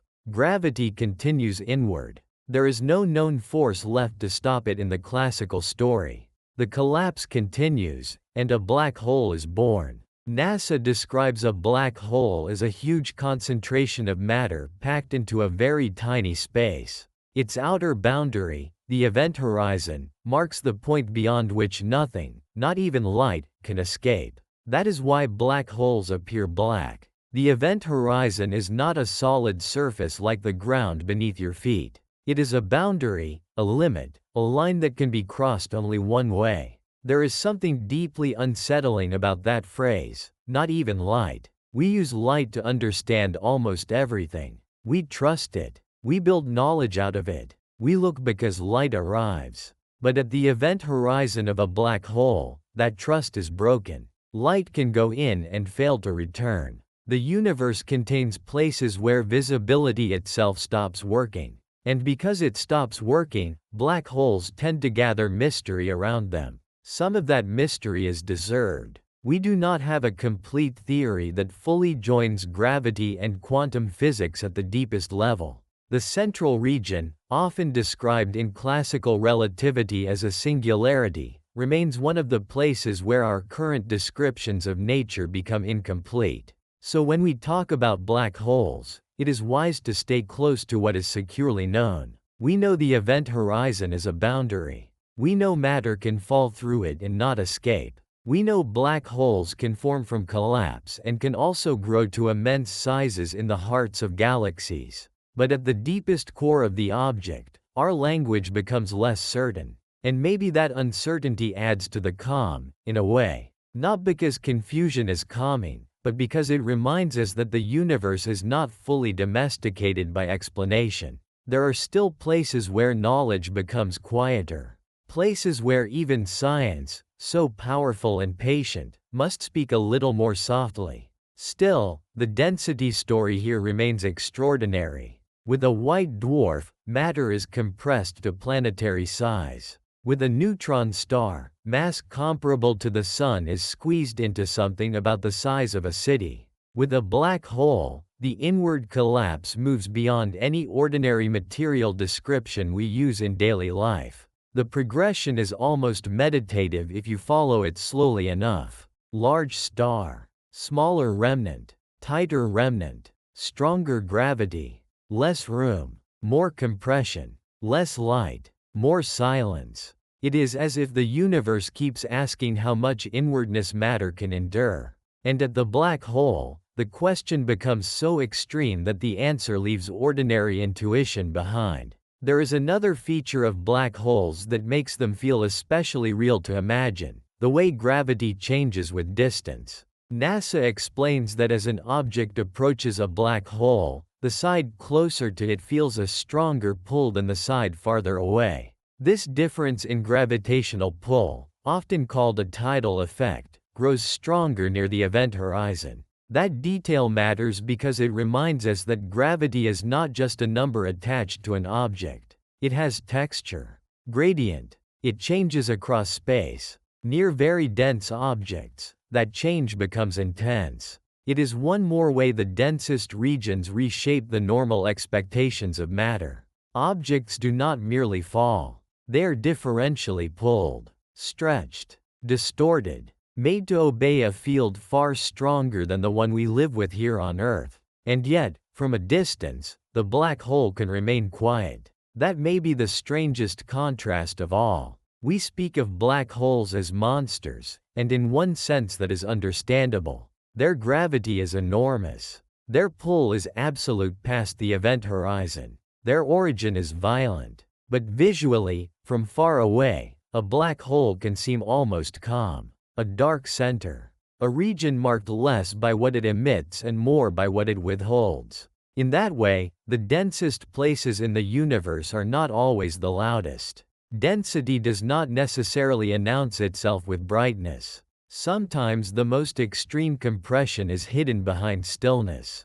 And that creates a beautiful contrast with the emptiest regions we visited in the last part. A cosmic void is vast because so little is gathered there. A neutron star is small because so much is gathered there. A void stretches matter thin across hundreds of millions of light years. A neutron star crushes matter inward until a spoonful outweighs mountains. And a black hole takes the inward story even further, past the boundary where light itself no longer escapes. Outward thinning, inward crowding. The universe seems to love both extremes. Perhaps that is part of why it feels so inexhaustible. It never settles for one kind of structure. It builds cathedrals of emptiness and kernels of impossible weight. It gives us the long, quiet hollows between galaxies, and also the collapsed remnants of stars where gravity becomes almost unbearable.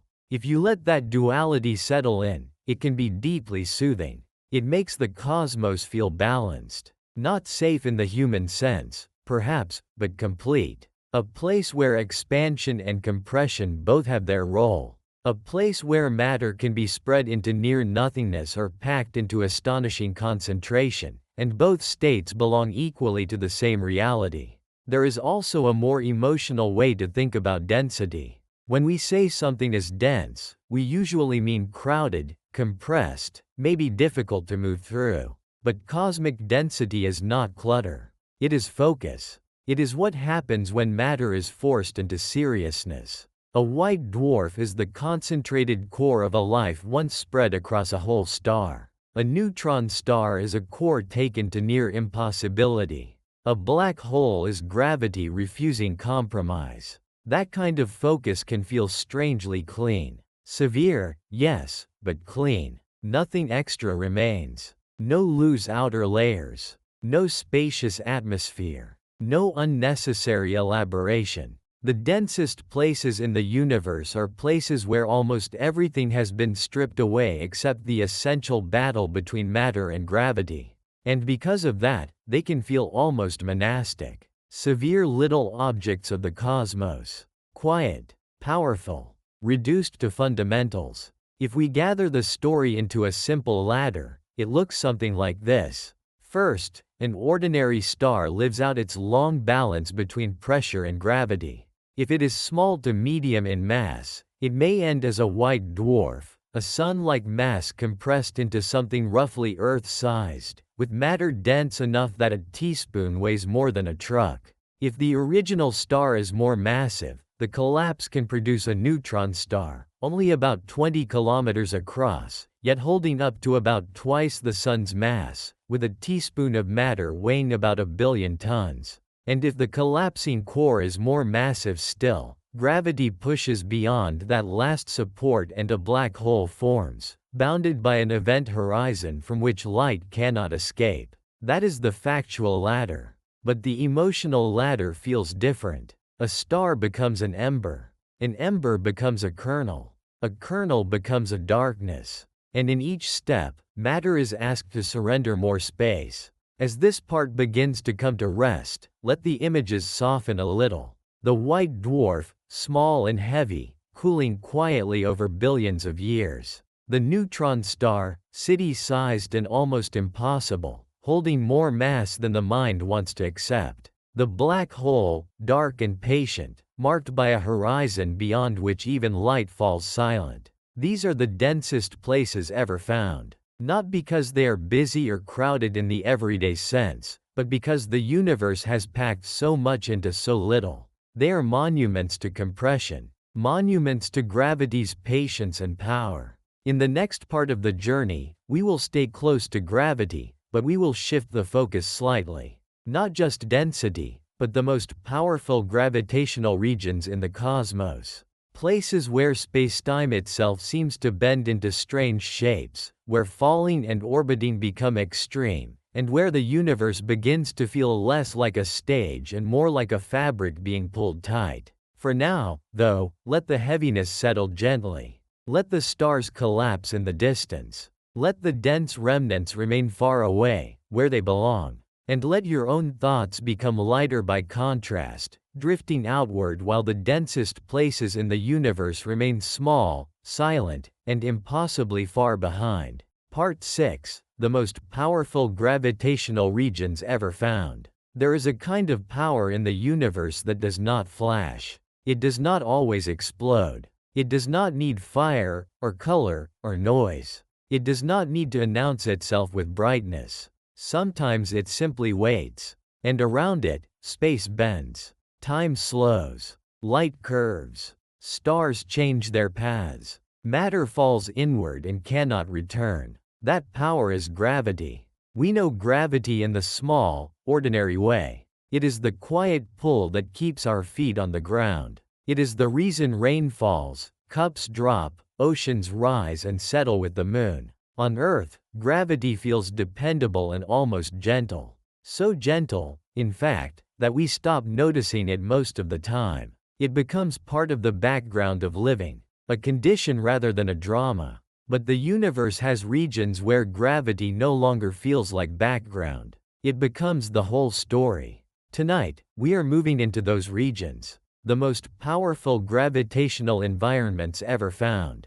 Places where matter is so concentrated, or so massively arranged, that the fabric of space and time itself begins to behave in ways that seem almost dreamlike. This is where the universe leaves ordinary intuition behind, where falling becomes strange, where clocks do not agree, where light no longer travels in straight, obedient lines, where a star can orbit an invisible center at astonishing speed and reveal, through its motion alone, that something immense and dark is waiting there. We will take this slowly. First, we will step away from gravity as we know it and into gravity as Einstein taught us to imagine it. Then we will move toward the strongest local gravitational regions around collapsed stars and black holes. From there, we will travel inward to the center of our own galaxy, where stars circle a hidden object called Sagittarius A*, the black hole at the Milky Way's core. And along the way, we will let ourselves linger on the strangest consequences of all this: time dilation, event horizons, tidal forces, and the quiet feeling that reality itself is more flexible than it first appears. So let your body soften a little. Let the day loosen its grip. Because this part of the journey is not about action. It is about surrendering to the idea that the universe may be far stranger, and far more elegant, than the senses were built to detect. To begin, it helps to gently let go of the old picture of gravity. For a long time, gravity was imagined as a force pulling objects toward one another through empty space, like an invisible rope or attraction acting across distance. That picture is still useful in many practical situations. It works beautifully for planets, orbits, falling objects, and much of daily astronomy. But when gravity becomes very strong, that older picture begins to feel too simple. Einstein offered something deeper. Instead of gravity being a force in the ordinary sense, he described it as the curvature of spacetime. Mass and energy tell spacetime how to bend, and bent spacetime tells matter how to move. The result is a universe where gravity is no longer just pulling. It is shaping the stage itself. That is such a quiet and radical idea. Not that things are being dragged across a neutral backdrop, but that the backdrop itself is changing shape. Space is not passive. Time is not separate. Together, they form a kind of fabric, and mass can pull that fabric inward, creating curvature that other objects follow. NASA explains this by noting that massive objects like black holes create strong gravitational fields that curve and stretch spacetime. Once you sit with that image for a moment, a lot of the universe starts to feel softer and more alive. Planets are not simply yanked around the sun. They move through curved spacetime around it. Stars near a black hole are not just pulled in the ordinary sense. They are tracing paths through a deeply warped region of reality. And light itself, even though it has no mass in the usual sense, can still be bent because it moves through spacetime too. NASA notes that light is trapped by a black hole because of the warping of spacetime inside the event horizon. That may be the first truly sleep-like quality of strong gravity. It turns the universe from a machine into a landscape. Not a flat one, but a contoured one. A terrain of wells, slopes, curves, and boundaries. And once gravity becomes powerful enough, that landscape becomes dramatic. A good first step into those extreme gravitational regions is the neutron star. We touched the neutron star in the last part as one of the densest objects ever found, but now it returns for a different reason. Because density and gravity are deeply linked. If you take more than the Sun's mass and compress it into something only about 20 kilometers across, the resulting gravity becomes extraordinary. NASA describes neutron stars as ultra-dense stellar remnants with intense gravity and incredibly rapid rotation in some cases. A neutron star is, in a way, a gravitational warning. It shows us what happens when a star's mass is packed tightly enough that gravity is no longer just an organizing force, but an overwhelming one. On the surface of such an object, if surface is even the right word emotionally, gravity is so strong that anything approaching it arrives with terrible energy. Matter does not drift down. It crashes. Light escaping from the surface loses energy as it climbs outward. Time itself runs differently compared with farther away. This is one of the most beautiful and unsettling facts in all of physics. Time is not equally paced everywhere. It is not a universal river flowing at the same rate for all observers. In stronger gravity, time passes more slowly compared with weaker gravity. NASA notes that near a black hole, time passes slower than farther away, an effect known as time dilation. Even before we reach black holes, the lesson is already present. Gravity is not only about motion through space. It reaches into time as well. Clocks deeper in a gravitational well do not keep pace with clocks farther out. The stronger the gravity, the stranger the difference can become. That thought is worth resting with. There are places in the universe where not only distances but durations are reshaped. Places where the old certainty that 1 minute is 1 minute everywhere begins to fail. Gravity does not merely pull on objects. It edits the pace of existence itself. If you have ever wanted a scientific reason to think of the universe as dreamlike, this is one of the best. Now let us move closer to the deepest wells of all. Black holes. A black hole is what happens when gravity crosses a final threshold. Matter collapses so far that it creates a region bounded by an event horizon, a point of no return. NASA defines a black hole as an object whose gravity is so strong that not even light can escape it. That single sentence carries almost all the atmosphere you need. Not even light. We trust light to tell us where things are. We build nearly all visual knowledge through it. But here is a region where light itself cannot escape. The black hole does not have to roar to feel powerful. Its silence is enough. And yet the event horizon is not a wall in the ordinary sense.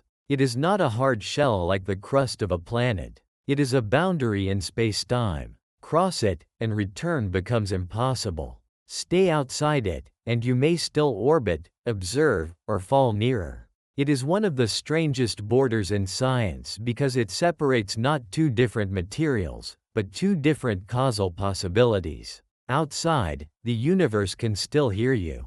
Inside, it cannot. That is a haunting thought, but also a beautifully clean one. The universe contains a one-way edge. If you imagine drifting near such a region, and there is no need to rush the image, the first thing you might notice is not destruction but distortion. Background stars appear bent. Light takes unusual paths. The view itself becomes curved. Space near the black hole no longer behaves like open emptiness. It becomes optical and geometric, altered by gravity's extreme control over the paths things can take. Closer still, another effect begins to matter.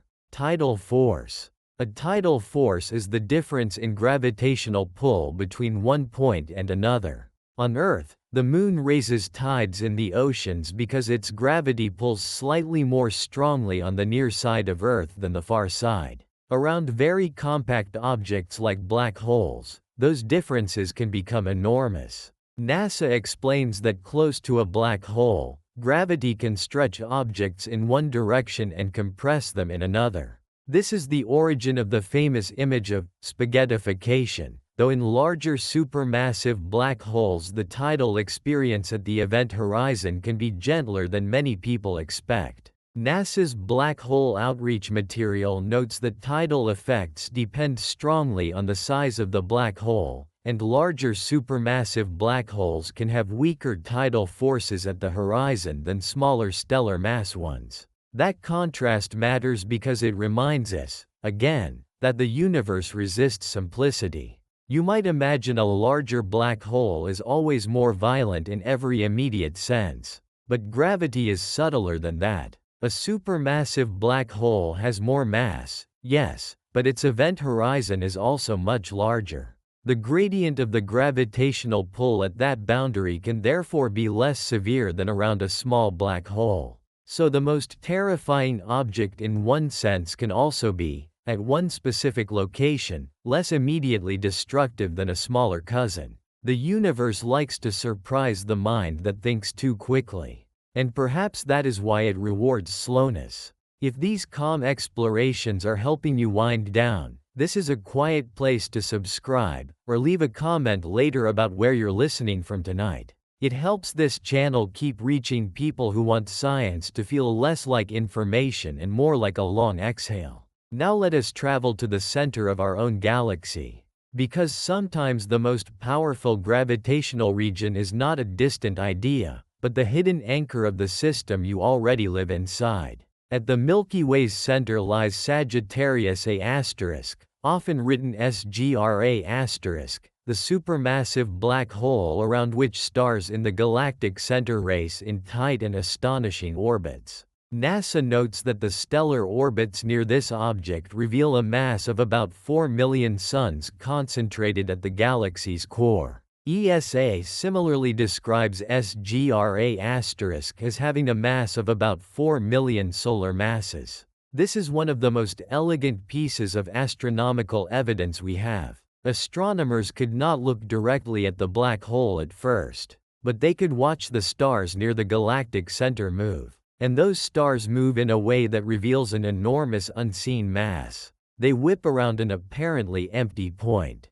Their speeds are too high, their paths too tight, for anything ordinary to explain. One ESA description of the galactic center notes that some of these stars can reach speeds up to about 10,000 kilometers per second. There is something deeply beautiful in learning about a black hole that way, not by seeing it directly, but by watching how other things surrender to its presence. A star circles. The path closes. The speed rises near closest approach. The orbit repeats. And from that pattern, the hidden center makes itself known. It feels almost musical, as if the black hole writes no note of its own, but compels the surrounding stars to sing its existence. Imagine standing, impossibly, somewhere near the galactic center, though safely far from harm. The region would not feel empty in the ordinary sense. Gas, dust, magnetic fields, radiation, and crowded stars would fill the environment. SGRA* itself, compared with the blazing quasars in more active galaxies, is relatively quiet today. ESA has even described it as quiet on the larger cosmic scale, though clearly capable of past activity. That quietness adds a special quality to our own galactic black hole. It is not currently one of the loudest or most ravenous supermassive black holes in the universe. It is not a quasar blazing across intergalactic space. It is more restrained, still powerful, still central, still capable of shaping the motions of stars, but in a comparatively dormant state, like an engine idling in the dark. And maybe that is even more calming to imagine. The heart of the Milky Way is not an open wound. It is a hidden anchor, a place of deep gravity and subtle command, a central darkness around which the inner galaxy arranges itself. Once you bring time dilation back into this picture, the emotional texture becomes even stranger. Near powerful gravitational regions, time slows relative to farther away. That means that close to objects like black holes, the universe does not merely bend around you in space. It also changes tempo. An observer far away and an observer deeper in the gravitational well will not agree on the passage of time in the same simple way. Again, gravity is not just geometry. It is rhythm. And that may be the most beautiful sentence in this whole subject. Gravity changes rhythm. Not only path, not only shape, but pace. There are regions in the universe where existence itself, as measured by clocks, becomes uneven. Some places move through time more slowly than others. Not metaphorically, physically. The deeper you go into a gravitational well, the more the external universe seems to rush ahead relative to you. That idea has a soft melancholy to it, but also a deep calm. It means the universe is not a rigid machine ticking in perfect uniformity. It is layered, local, relational. Even time has texture. As this part moves toward its close, let us gather the picture. The most powerful gravitational regions ever found are the regions where mass curves space-time so strongly that ordinary expectations fail. Neutron stars show us gravity in a compressed, extreme form. Black holes carry that story farther, to the point where an event horizon appears and even light cannot escape. Around black holes, space-time bends so severely that light is redirected, time slows, and tidal forces can stretch and compress matter in remarkable ways. At the center of our own galaxy, Sagittarius A gathers about 4 million solar masses into a compact dark anchor, revealed by the astonishing orbits of nearby stars. That is the scientific outline, but the emotional outline feels a little different. Gravity begins as something gentle, something that holds you in a chair and keeps the world under your feet.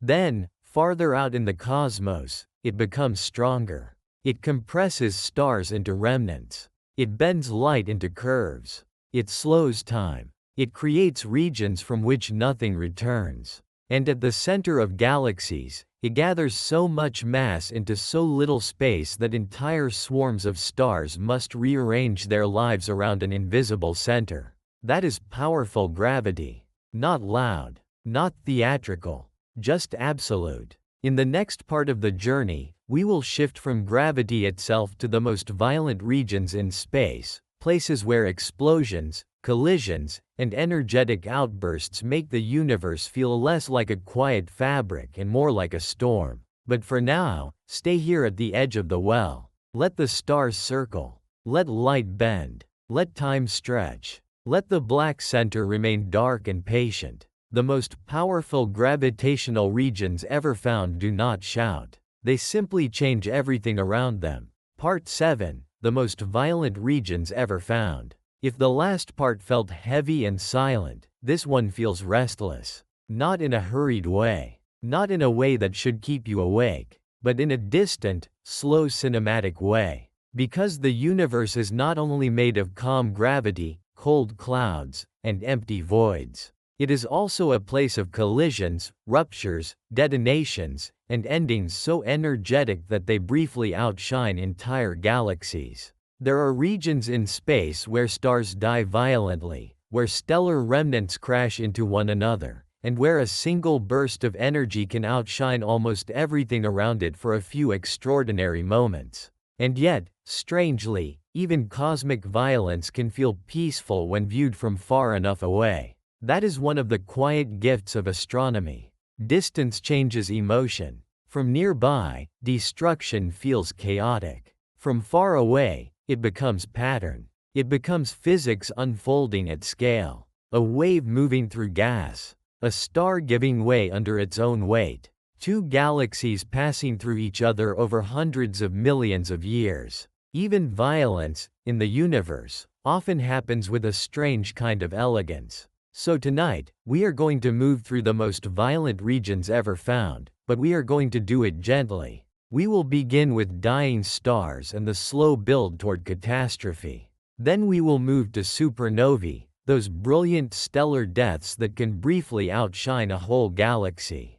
After that, we will drift toward neutron star mergers and gamma-ray bursts, the most powerful explosions the universe has seen since the Big Bang. And finally, we will widen the frame and watch the long, almost dreamlike violence of colliding galaxies, where the drama unfolds not in seconds, but over ages. Let your breathing slow a little. Let your thoughts stay soft. Because the violence we are about to visit is not coming for you. It is far away. ancient in some cases, already over in others. Tonight it is only a story of scale, energy, and motion. A reminder that the universe can be both terrifying and beautiful at once, and that from a safe enough distance, even its most explosive moments can feel like part of a larger lullaby. A good place to begin is with a massive star nearing the end of its life. For millions of years, a large star holds itself together through balance. Gravity pulls inward, fusion pushes outward. As long as those two remain in equilibrium, the star lives. It shines. It turns light elements into heavier ones. It radiates calmly across space. But this balance does not last forever. A massive star burns through its fuel much faster than a smaller one, and eventually it reaches a point where its core can no longer keep up the fight. When that happens, the inward pull of gravity suddenly matters more than anything else. The core begins to collapse. The outer layers fall inward. Pressure rises with astonishing speed. And then the star does something almost unimaginable. It explodes as a supernova. NASA describes a supernova as the explosive death of a star, an event so bright that it can briefly outshine its entire galaxy. During that short interval, the star can radiate as much energy as the sun would emit over its whole lifetime. It is hard to overstate how violent that is. A whole star, after spending ages building itself layer by layer, loses the balance that held it together and releases an astonishing amount of energy in a short burst of light and debris. The outer layers are hurled into space. Shock waves race outward. The star becomes, for a time, one of the brightest objects in its galactic neighborhood. And then, slowly, the light fades, leaving behind an expanding remnant and, in many cases, a neutron star or black hole at the center. There is something almost emotional in that structure. A long life, a hidden instability, a sudden collapse, a burst so bright it overwhelms everything around it, and then silence returning, slowly, as the debris expands into the dark. And yet a supernova is not only an ending, it is also a kind of distribution system for the universe. In those violent moments, matter is blasted outward into surrounding space. The heavy elements forged in stellar interiors are released into the galaxy. Future stars, planets, and perhaps even life itself inherit part of that debris. So even one of the most violent events in the cosmos becomes part of a larger cycle. Destruction feeds creation. The star's final act becomes raw material for later worlds. That is one reason astronomers often speak of supernovae with a kind of reverence. They are catastrophic, yes, but they are also generous.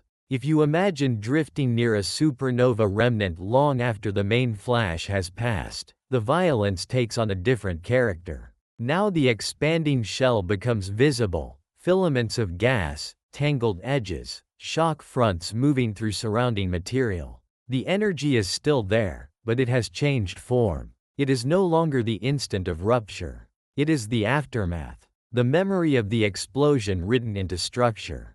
Cassiopeia A, one of the best-known supernova remnants, is just such a place, a region where astronomers can still watch the debris of a long-ago explosion racing outward. That may be the first important distinction in this part of the journey.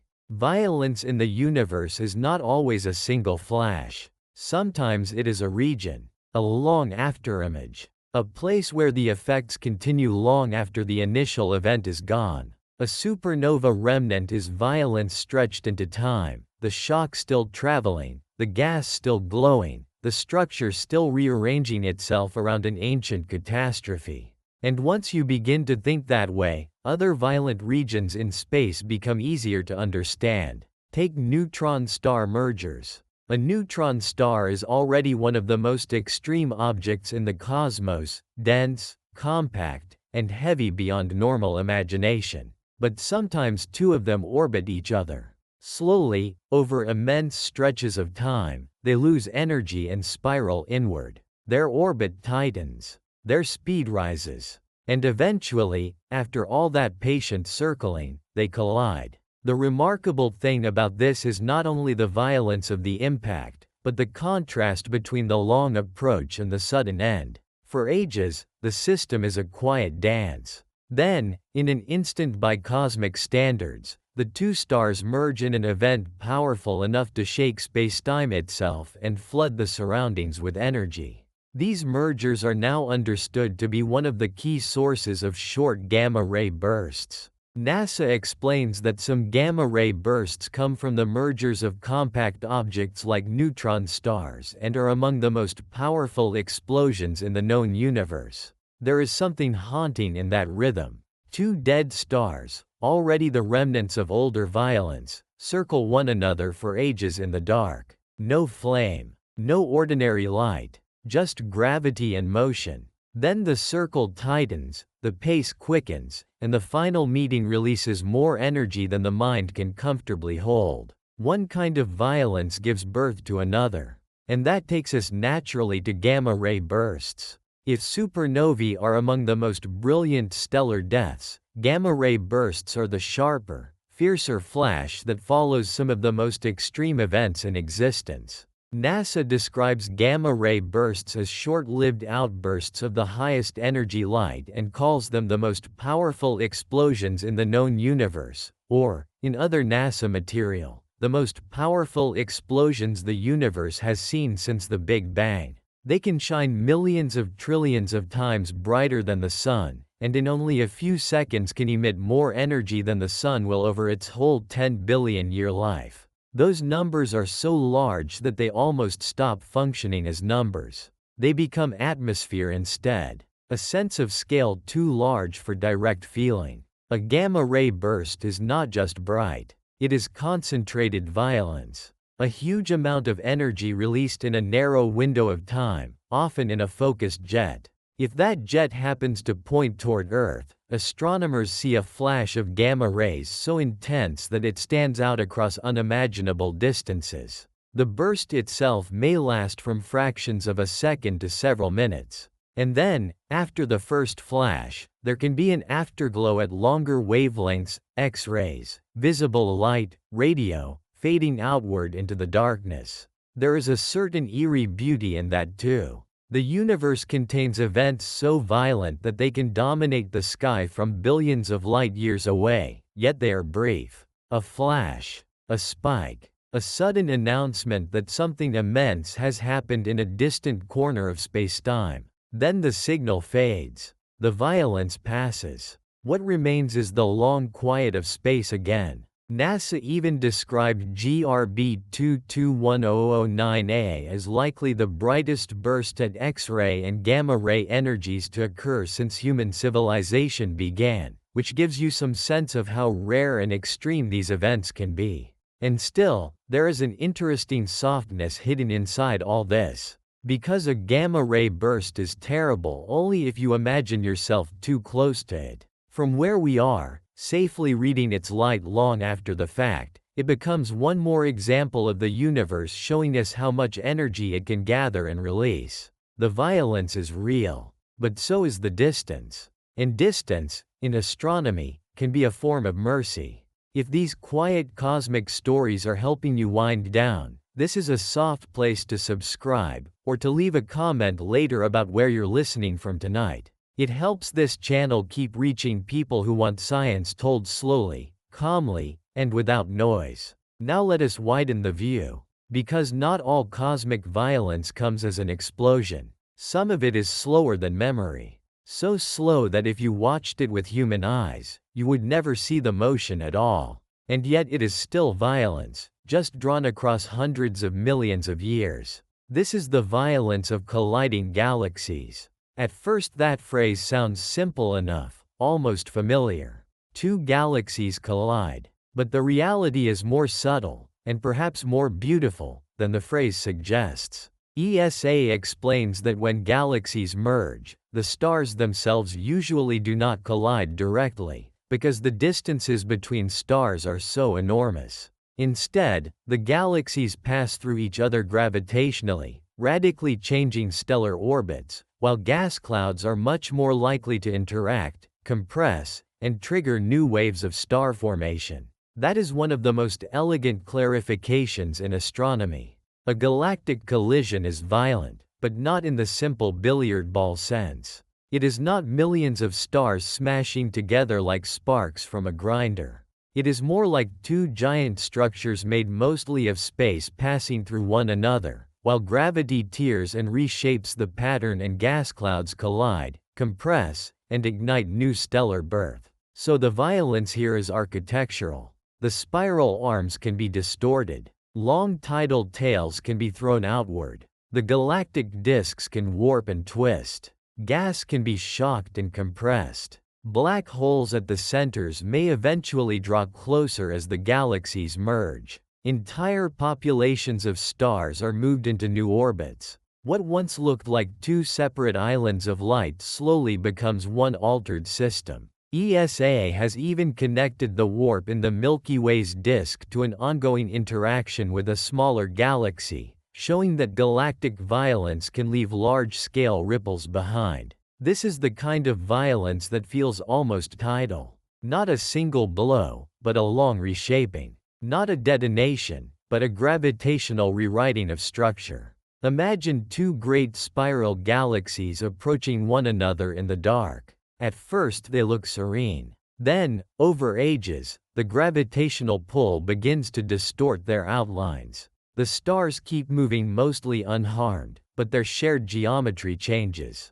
Gas collides. New stars may ignite in brilliant clusters. Rings, arcs, tails, and bridges of light stretch outward. Eventually the two galaxies may settle into a different form entirely, perhaps even a large elliptical galaxy. The old spirals dissolved into something smoother and less distinct. There is a sleepy quality to that kind of violence, precisely because it is so slow. If a supernova is a shout, a galaxy merger is a deep chord held for millions of years. If a gamma-ray burst is a flash, a galactic collision is a tide. Both are violent. But one happens in an instant and the other in a time span so vast that violence becomes almost indistinguishable from evolution. And perhaps that is one of the deep lessons of this part. Violence in the universe does not have one tempo.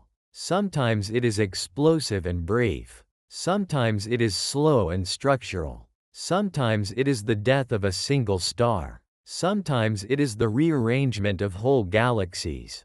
Sometimes it is a remnant expanding for centuries. Sometimes it is a burst seen across billions of light years that lasts only seconds. The form changes. The scale changes. But the underlying story remains recognizable. Matter is driven past a threshold. Stability fails. Energy is released. Structure is rewritten. As this part begins to settle, let us gather it gently. The most violent regions ever found include supernovae and their remnants, where dying stars can briefly outshine entire galaxies and send shock waves in heavy elements into surrounding space. They include neutron star mergers and the gamma-ray bursts associated with some of the most extreme stellar deaths and collisions, events that NASA describes as the most powerful explosions in the known universe, or the most powerful since the Big Bang. And they include merging galaxies, where stars mostly pass by each other, but gravity and colliding gas clouds can reshape entire galactic structures over immense spans of time.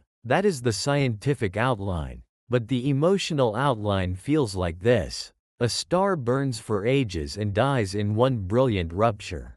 Two stellar remnants circle patiently and then collide in a burst of extraordinary power. Whole galaxies drift into each other and spend millions of years changing shape. The universe knows how to be violent in an instant and over an era. It knows how to flash and how to churn. It knows how to destroy and, through that destruction, make new things possible. And from far enough away, even that violence can feel strangely calm, because it is never random in the deepest sense. It follows laws, patterns, thresholds. It belongs to the larger rhythm. In the next part of the journey, we will move from raw violence toward another kind of extreme, the most radioactive and magnetic environments in space, places where invisible fields and intense radiation turn the cosmos into something even stranger. But for now, let the explosions fade into the distance. Let the colliding galaxies slow almost to stillness. Let the afterglow dim. The most violent regions ever found are real. They are brilliant. They are terrible. And from here, they are also just very far away, flickering softly at the edge of a quiet and endless night. Part 8. The most radioactive and magnetic regions ever found. After drifting through the most violent regions in the universe, it feels natural to move into something even stranger. Not violence in the ordinary explosive sense this time, though there is still danger here. Not emptiness. Not density alone. What we are approaching now is something less visible and, in some ways, more unsettling. These are the regions where the universe becomes hostile through invisible forces. Through magnetic fields so strong they reshape matter. Through radiation so intense it can damage spacecraft, overwhelm electronics, and turn ordinary atoms into something fragile and temporary. There is something quietly eerie about environments like that. A supernova at least announces itself. A galactic collision leaves visible structures in the sky. But radiation and magnetism can remain hidden from the eye. A place may look dark or even beautiful and still be one of the most punishing environments in existence. You could drift toward it in imagination and see almost nothing unusual at first, only to realize that the space around you is saturated with energies the body was never meant to meet. And yet, as always, distance changes the feeling. When we observe these places from far away, the danger softens into wonder. The invisible becomes interesting instead of threatening. The hostile becomes elegant. Tonight, that is how we will move through this part. Slowly, calmly, not as a warning, but as a guided journey through some of the most magnetic and radiation-filled regions ever discovered. We will begin with the quiet idea of what radiation and magnetism really are in space. Then we will move to pulsars and magnetars, collapsed stars with magnetic fields so intense they almost sound fictional. After that, we will pass through the radiation belts of giant planets, especially Jupiter, where charged particles are trapped and accelerated into one of the harshest environments in the solar system. And finally, we will widen the frame a little and visit the regions near black holes, where hot gas, strong magnetic fields, and X-ray radiation turn the surroundings into one of the most extreme settings the universe can offer.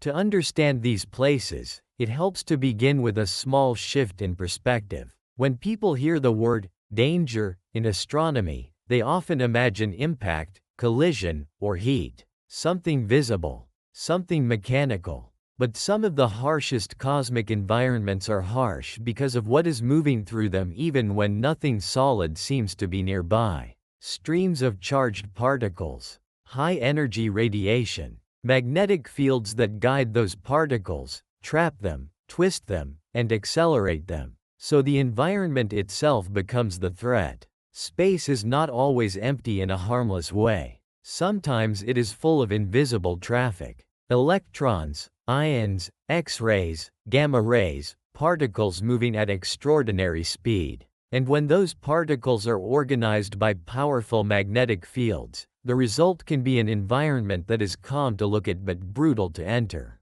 That is why the word radioactive needs to be handled gently here. In ordinary daily speech, people use it to mean glowing, contaminated, unstable, dangerous in a very physical and local sense. In astronomy, the better word is often simply radiation-rich or radiation-soaked. These are places flooded with energetic particles and high-energy light. But since the feeling people usually mean is the same, invisible danger, we can still use the word carefully. These are among the most radiation-heavy and magnetically extreme regions the cosmos can create. A natural place to begin is with the pulsar. A pulsar is a neutron star, the crushed core left behind when a massive star collapses and explodes. NASA explains that most neutron stars are observed as pulsars, rotating objects that send out pulses of radiation at regular intervals, often ranging from milliseconds to seconds.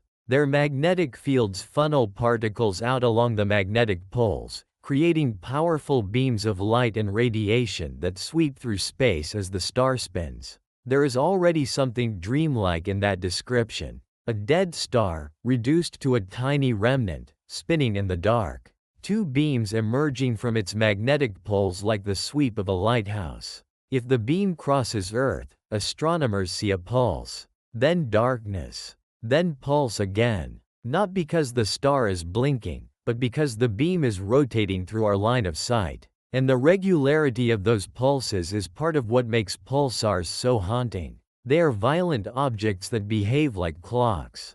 A place of crushing density and strong magnetism that also produces rhythm. A ruined star that still keeps time. That alone would make pulsars memorable. But the more you learn about them, the stranger they become. NASA notes that some pulsars can spin thousands of times a second, and one NASA page on millisecond pulsars says the fastest known example spins at about 43,000 revolutions per minute. That is a crushed stellar core rotating with the speed of machinery, but on a scale far beyond any machine humans could build. There is something almost unreal in the contrast. A remnant no wider than a city. A mass greater than the sun. A magnetic field channeling radiation outward. A spin so fast it seems to belong more to mathematics than to matter. This is one of the universe's favorite patterns, taking something large and turning it into something small, dense, fast, and extreme.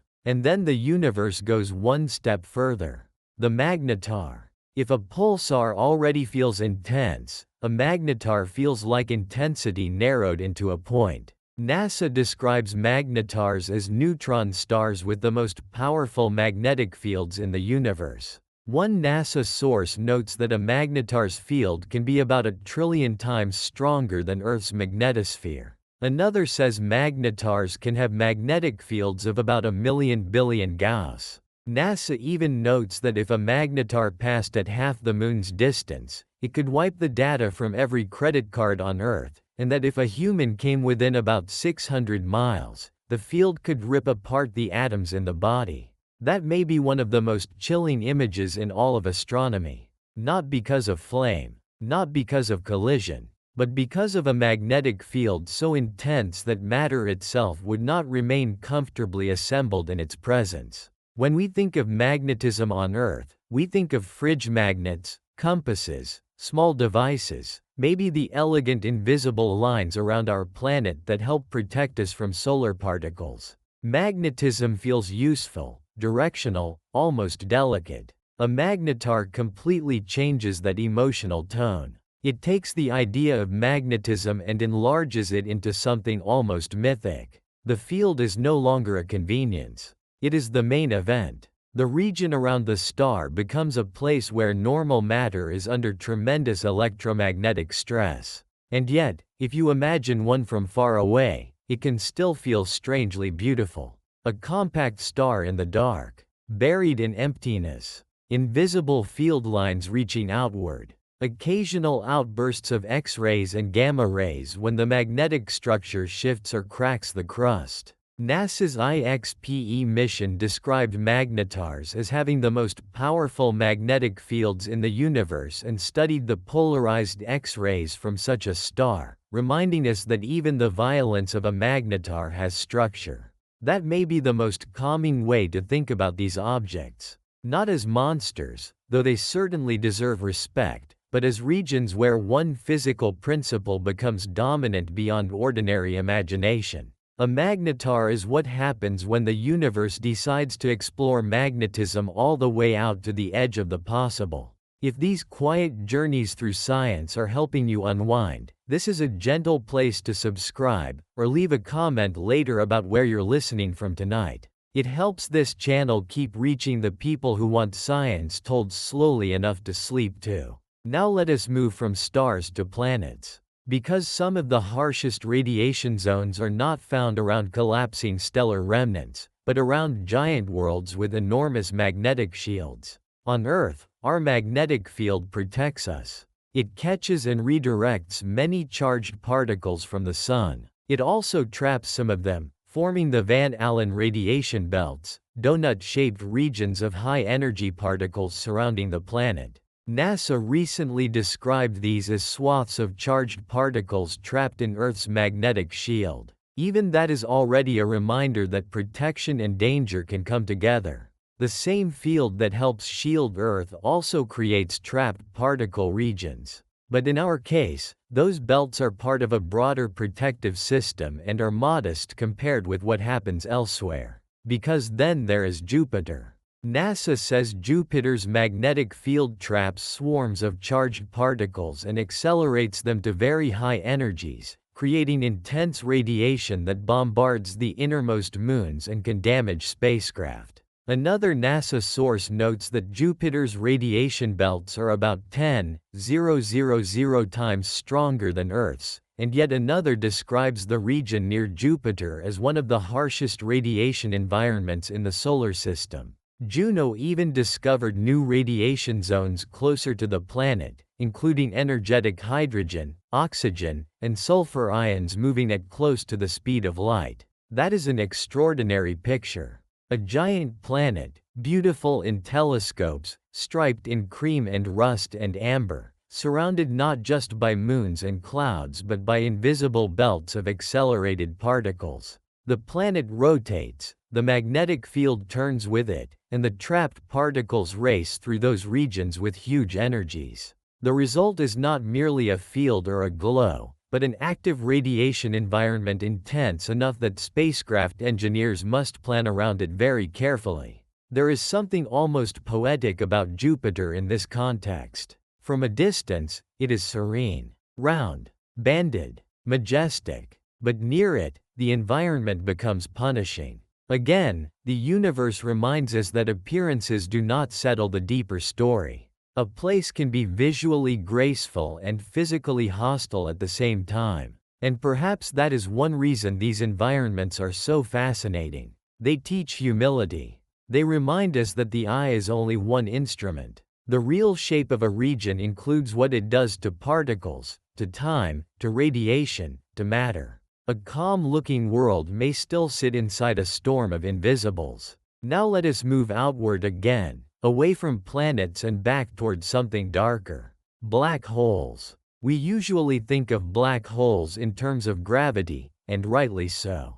They are among the strongest gravitational environments in the universe. But the areas around actively feeding black holes can also be among the most intense radiation environments known. NASA's Black Hole Anatomy page describes the inner region around a black hole as one of the most extreme physical environments in the universe, with strong magnetic fields threading the inner accretion disk and extending into a tenuous, turbulent, billion-degree cloud called the corona. That corona emits X-rays with much higher energies than those coming from the disk itself. NASA also notes elsewhere that gas in black hole accretion disks can be heated to millions of degrees and radiate X-rays, while magnetic fields near the inner edge can launch jets moving at a substantial fraction of the speed of light. This is one of the reasons black hole environments feel so complete in their extremity. They are not only gravitational wells.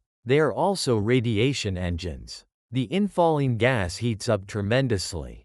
The magnetic fields twist through the inner disk. The corona glows with fierce X-rays.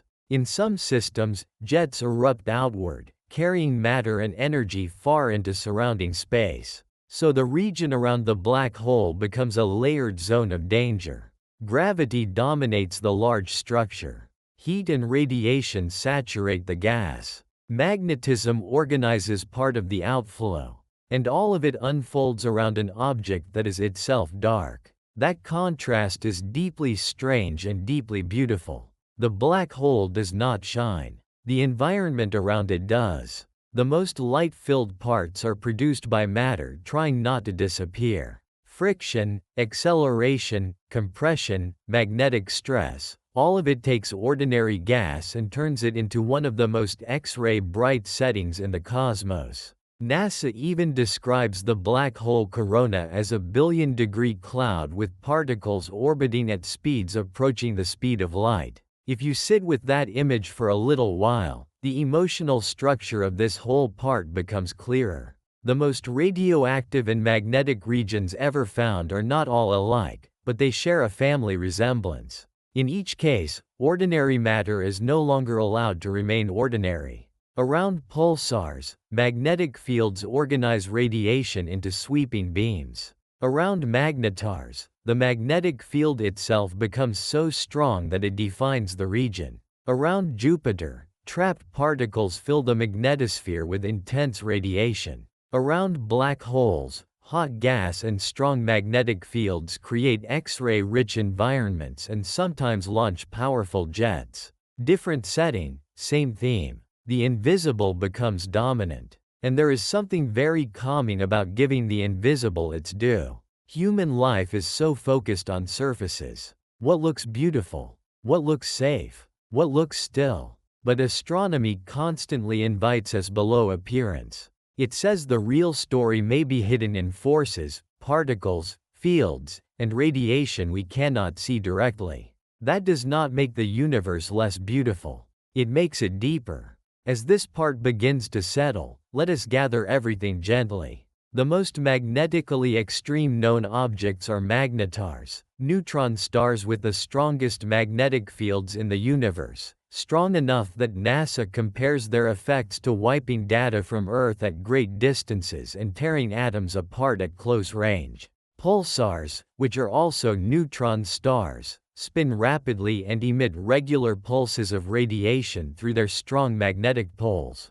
Giant planets like Jupiter host some of the harshest radiation belts in the solar system, with trapped particles accelerated to extreme energies and radiation belts far stronger than Earth's. And near-active black holes, hot accretion disks, magnetic fields, coronas, and jets create some of the most radiation-saturated environments in the cosmos. That is the scientific outline. But the softer outline feels like this. A dead star keeps turning. A stronger dead star becomes a magnetar and turns magnetism into something almost unbearable.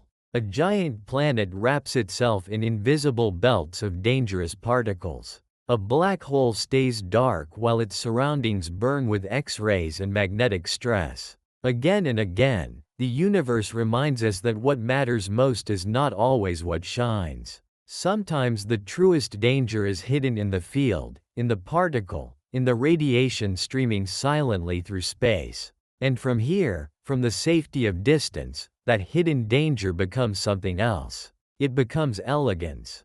It becomes pattern. It becomes one more reason the cosmos feels larger than the senses. In the next part of the journey, we will zoom back out from these invisible hazards and move toward the largest extreme structures ever seen, the giant filaments, clusters, and walls that make the whole universe feel less like scattered objects and more like a vast architecture.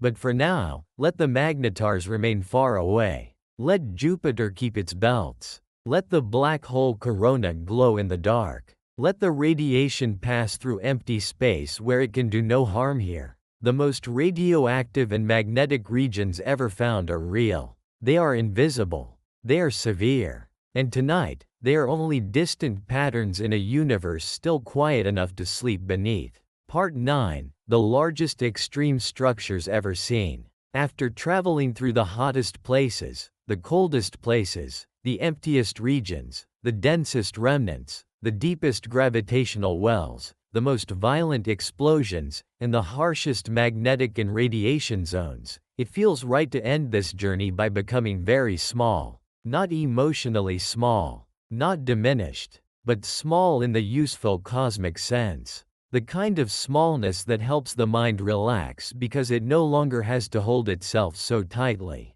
The kind that arrives when you stop thinking in terms of stars and begin thinking in terms of hundreds of millions of light years. When galaxies themselves stop feeling large and start feeling like points in a larger design. Because the universe does not only build extremes through intensity. Sometimes it builds them through scale. And some of the largest things ever seen are so vast that the word object begins to feel misleading. These are not objects in the way a star is an object, or even the way a galaxy is an object. They are more like patterns, arrangements, regions where matter gathers into enormous threads, sheets, walls, and clusters, all embedded in a still larger architecture called the cosmic web. NASA describes this large-scale structure as a network of galaxies, galaxy groups, clusters, superclusters, and galactic walls arranged in twisting, thread-like forms with immense voids in between.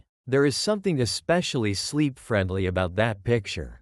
Because when the universe becomes this large, it also becomes strangely gentle. Not simple, exactly, but less dramatic in a human way. A supernova is violent. A black hole feels tense. But the largest structures ever seen unfold in slower, quieter ways. They are not built in moments of rupture. They are built over billions of years as gravity patiently gathers matter into scaffolding vast enough to hold whole populations of galaxies. NASA even calls the cosmic web a sort of scaffolding that cradles everything that exists within the universe. So tonight, this part is about scale more than danger. We are going to drift outward slowly, beginning with our own cosmic address, then into superclusters, then into the enormous walls and sheets of galaxies astronomers have mapped, and finally toward the idea that the largest structure of all may not be one single wall, but the web itself. Along the way, we will also pause at one famous claim so large it still remains debated, a reminder that at these scales, even naming a structure becomes difficult. Some things are so big that the universe stops giving us neat edges. A soft place to begin is home. Not Earth this time, and not even the Milky Way, but our larger neighborhood. ESA notes that the Milky Way belongs to the local group, which is part of the Virgo cluster, which in turn lies within the Laniakea supercluster, a structure containing about 100,000 galaxies. ESO similarly describes Laniakea as over 500 million light-years across. That is already a remarkable thought. Most of us grow up learning our address in shrinking circles. House, street, city, country, planet. But astronomy reverses the direction. It keeps adding bigger containers. Earth inside the solar system. The solar system inside the Milky Way. The Milky Way inside the local group. The local group inside the Virgo cluster.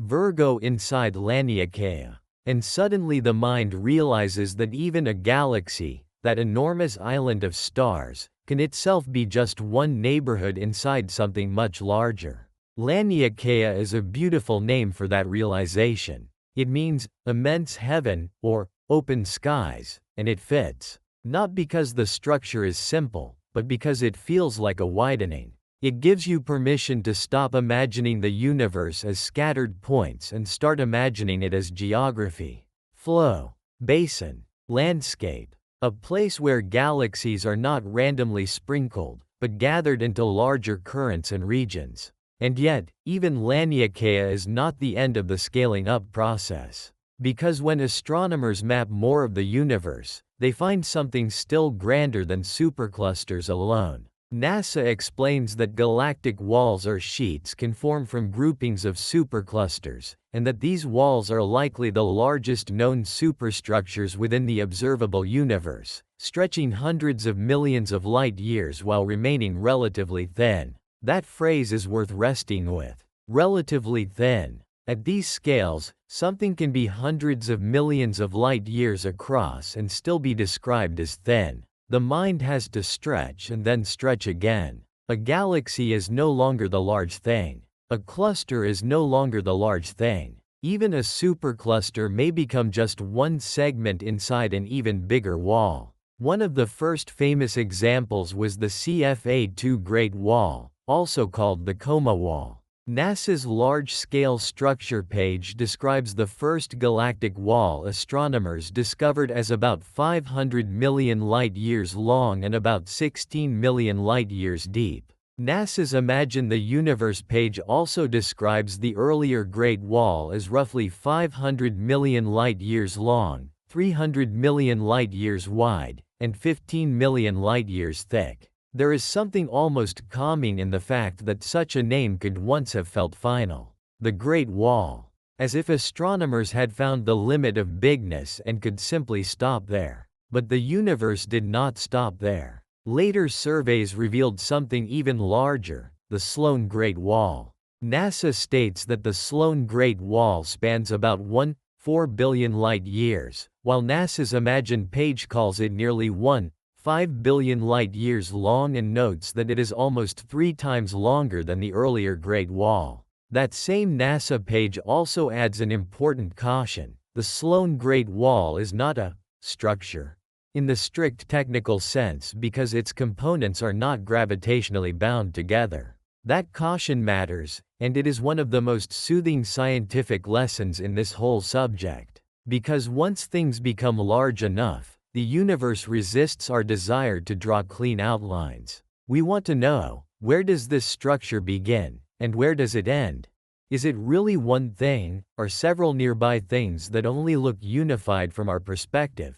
At the scale of giant walls, the answer is not always simple. Some large features are more like patterns in distribution than objects you could circle with a neat border. NASA explicitly notes that the Sloan Great Wall, despite its extraordinary scale, is not technically one bound structure. And maybe that makes it more beautiful, not less. It means the largest things in the universe are not always monolithic. Sometimes they are looser than that, more like weather systems in matter, more like the grain of wood than the edge of a stone, still real, still immense, but not tidy. Then came another giant, the Boss Great Wall. In the 2016 Discovery paper, the authors described it as a system containing 2 walls with diameters of 186 and 173 megaparsecs, along with 2 other major superclusters, making it one of the most extended and massive systems of superclusters yet found.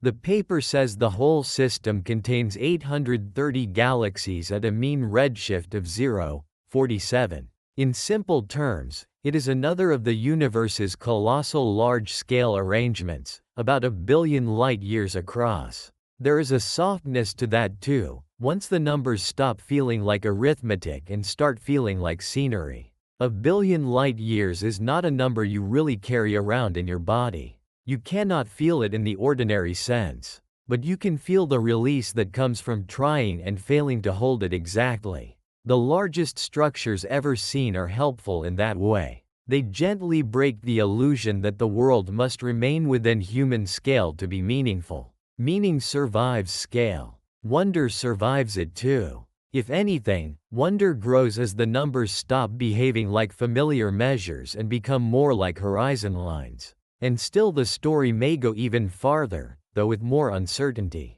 A famous proposed giant structure known as the Hercules Corona Borealis Great Wall was reported from clustering in gamma-ray burst data. The 2015 study argued for a very large concentration that could exceed 2,000 megaparsecs in scale, a size far larger than expected from ordinary assumptions about cosmic structure. But later work in 2020 re-examined the evidence and concluded that the existence of this wall must be treated as doubtful at best, arguing that the original statistical significance was likely overstated. I think it is good, especially in a sleep channel that values calm over drama, to leave that claim in its proper emotional place. Not as a trophy, not as a certainty, but as an example of how difficult the universe becomes at the largest scales. When structures are too large, too diffuse, too dependent on the way we sample distant sources, the line between discovery and interpretation becomes thinner. Some giant patterns are secure. Some are candidates. Some are beautiful possibilities still waiting for firmer footing. And there is no need to force the cosmos into a headline when the truth is already impressive enough. Because even without the disputed cases, the well-supported picture is already extraordinary. NASA's large-scale structure overview tells the story clearly. Galaxies gather into groups and clusters. Clusters and superclusters align in walls and filaments. Vast voids lie between them. The result is the cosmic web, the largest scale manifestation of structure in the observable universe. More recent NASA material on mapping the cosmic web describes it as filaments and sheets of matter forming an interconnected network that defines the universe on the largest scales. And once you see the web in your mind, everything else starts to feel nested inside it. The empty regions we visited earlier, the great cosmic voids, are not separate from this story. They are part of it. The largest walls are meaningful because the voids open around them. The filaments stand out because of the hollows between them. The cosmic web is not just made of matter. It is made of contrast, presence and absence, nodes and gaps, brightness and sparseness. NASA describes this as concentrations of galaxies with voids in between, almost as if the galaxies were resting on empty bubbles. That image has a wonderful dreamlike quality.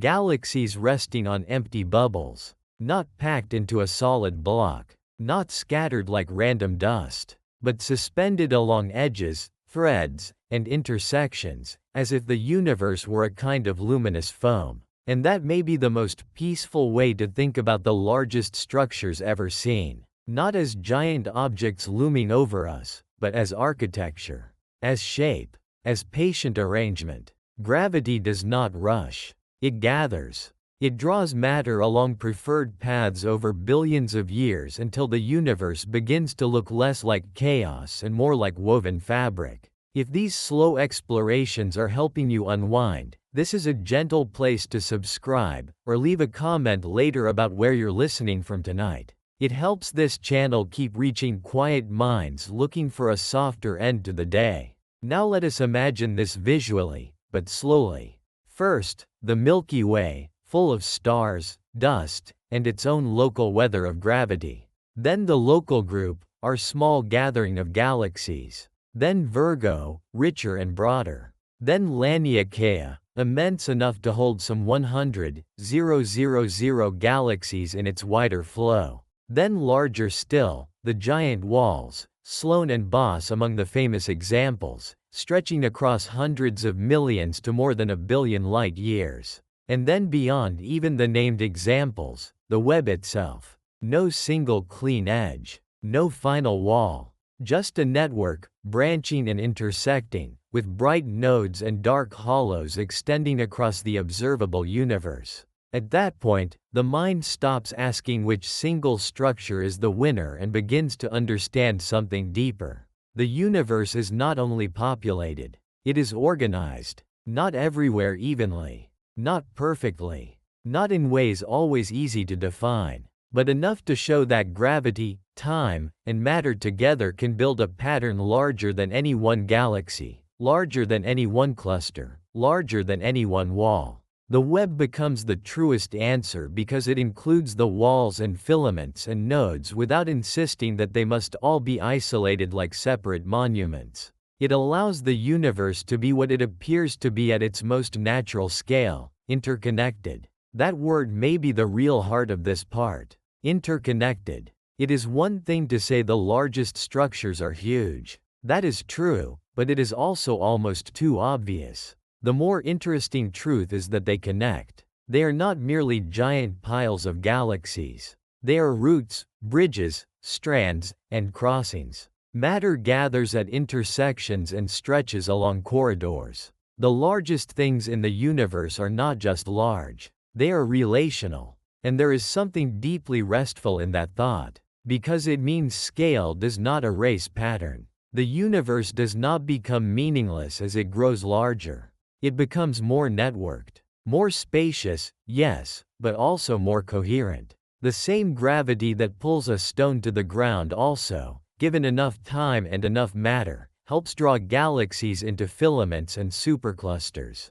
The same rules extend outward until they become almost too large to think about, yet they remain rules. The universe is still understandable in outline, even when the outline is impossibly vast. As this part begins to settle, let us gather everything gently. The largest extreme structures ever seen include superclusters such as Laniakea, which contains on the order of 100,000 galaxies and spans more than 500 million light-years. They include giant galactic walls such as the CFA2 Great Wall, the Sloan Great Wall, and the Boss Great Wall, all examples of enormous arrangements of galaxies and superclusters across hundreds of millions to more than a billion light-years. At the most ambitious edge of the discussion sits the proposed Hercules Corona Borealis Great Wall, a claimed structure so large that its very existence remains debated.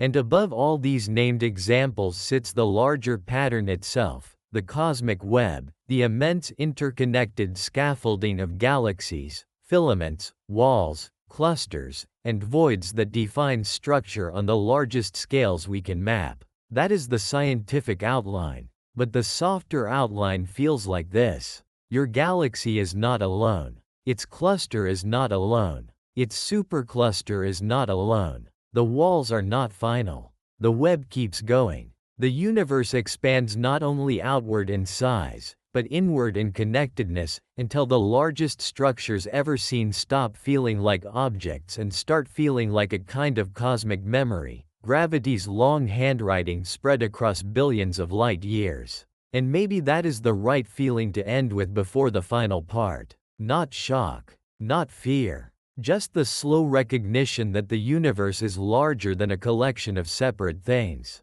It is also a pattern of belonging, a structure of structures, a woven arrangement so vast that even the biggest named walls may be only local expressions of a still greater design. In the final part, we will bring all of this together and ask the quiet question beneath the whole journey: why does the universe make extremes at all? But for now, let the walls fade into the web. Let the web soften into distance. Let the named structures give way to the larger pattern. The largest extreme structures ever seen are not just giant. They are connected. And in that connection, the universe becomes not harsher, but more serene. Part 10. Why the universe creates extremes at all. After all of this, after the hottest places, the coldest places, the emptiest voids, the densest remnants, the most powerful gravitational wells, the most violent explosions, the harshest magnetic environments, and the largest structures ever seen, a quiet question remains. Why does the universe do this at all? Why does it not stay smooth? Why does it not settle for moderation? Why are there places of such astonishing heat and places of such profound cold? Why enormous voids and crushing densities? Why black holes, gamma-ray bursts, magnetars, and walls of galaxies stretched across impossible distances?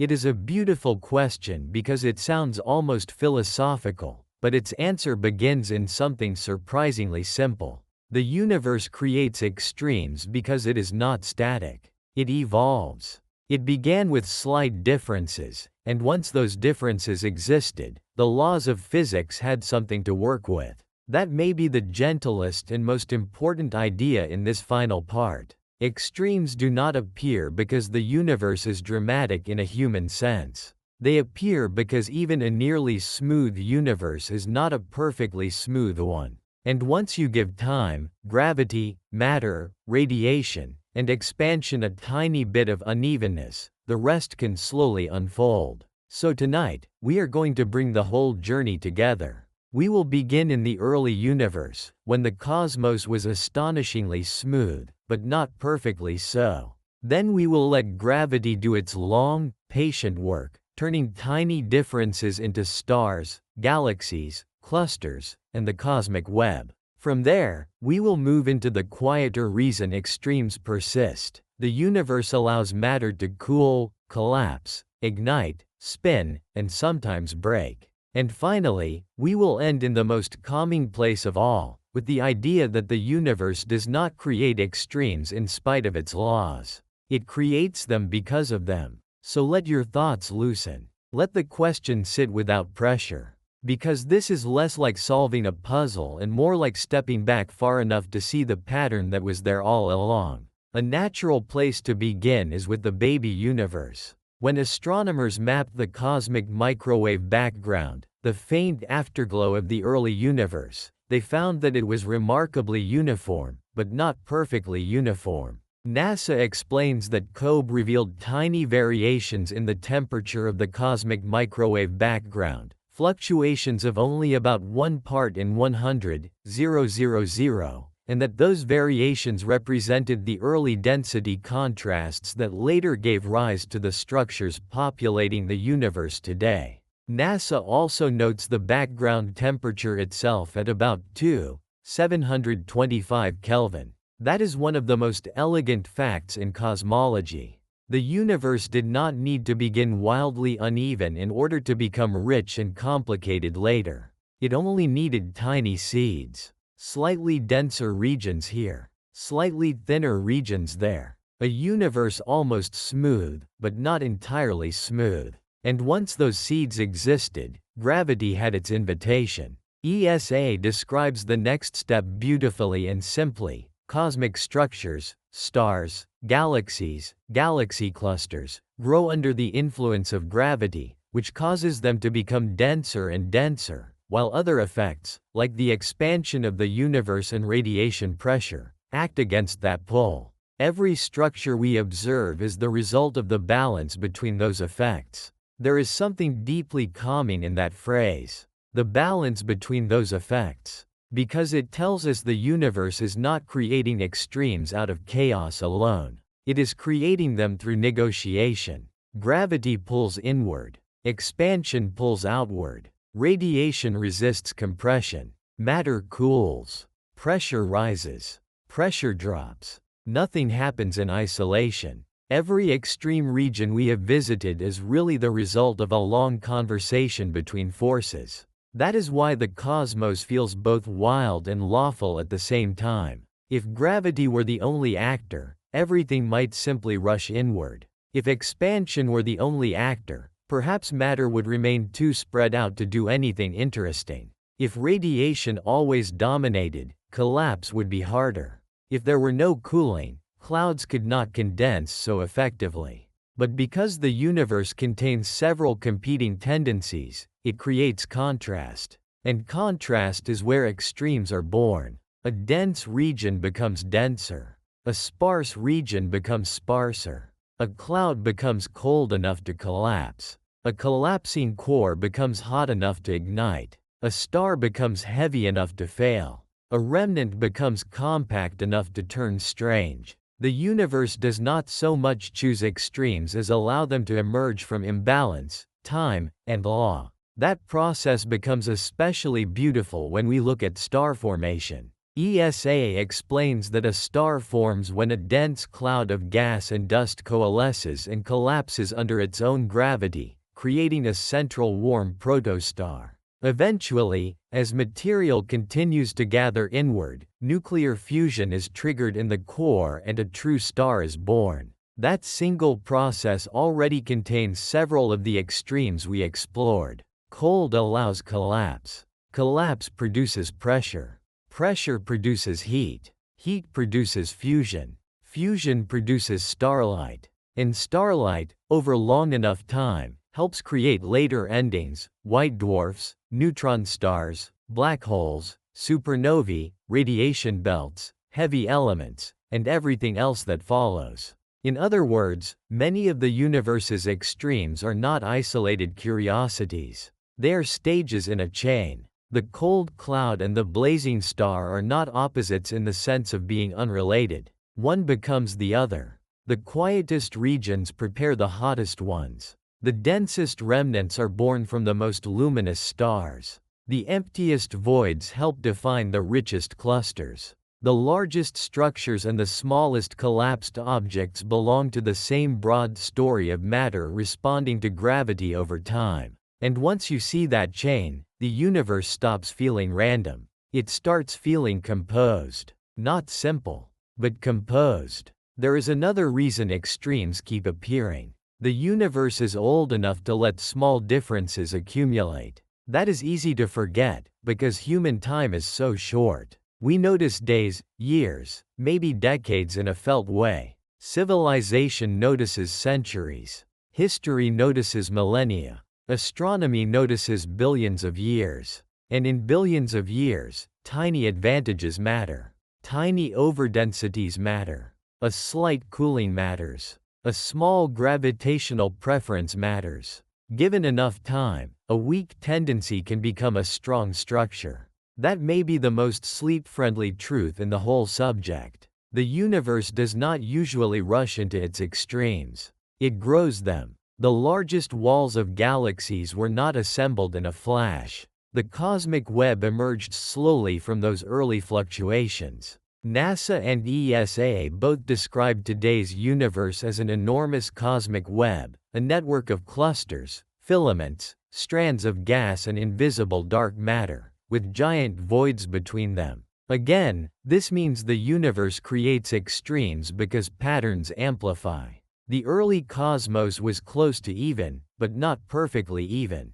Gravity then kept rewarding the slight differences. The slightly richer places gathered more. The slightly poorer places lost relative importance. Over time, filaments formed. Clusters formed. Voids widened. The result is not a featureless field, but a textured universe, one where extremes naturally arise because the conditions for sameness were never absolute to begin with. If you wanted to say it very simply, you could say this. The universe creates extremes because it remembers tiny differences. And gravity has a very long memory. But there is more than gravity in the story. There is also the fact that different materials in different environments respond in different ways. Gas cools. Dust helps clouds shield themselves.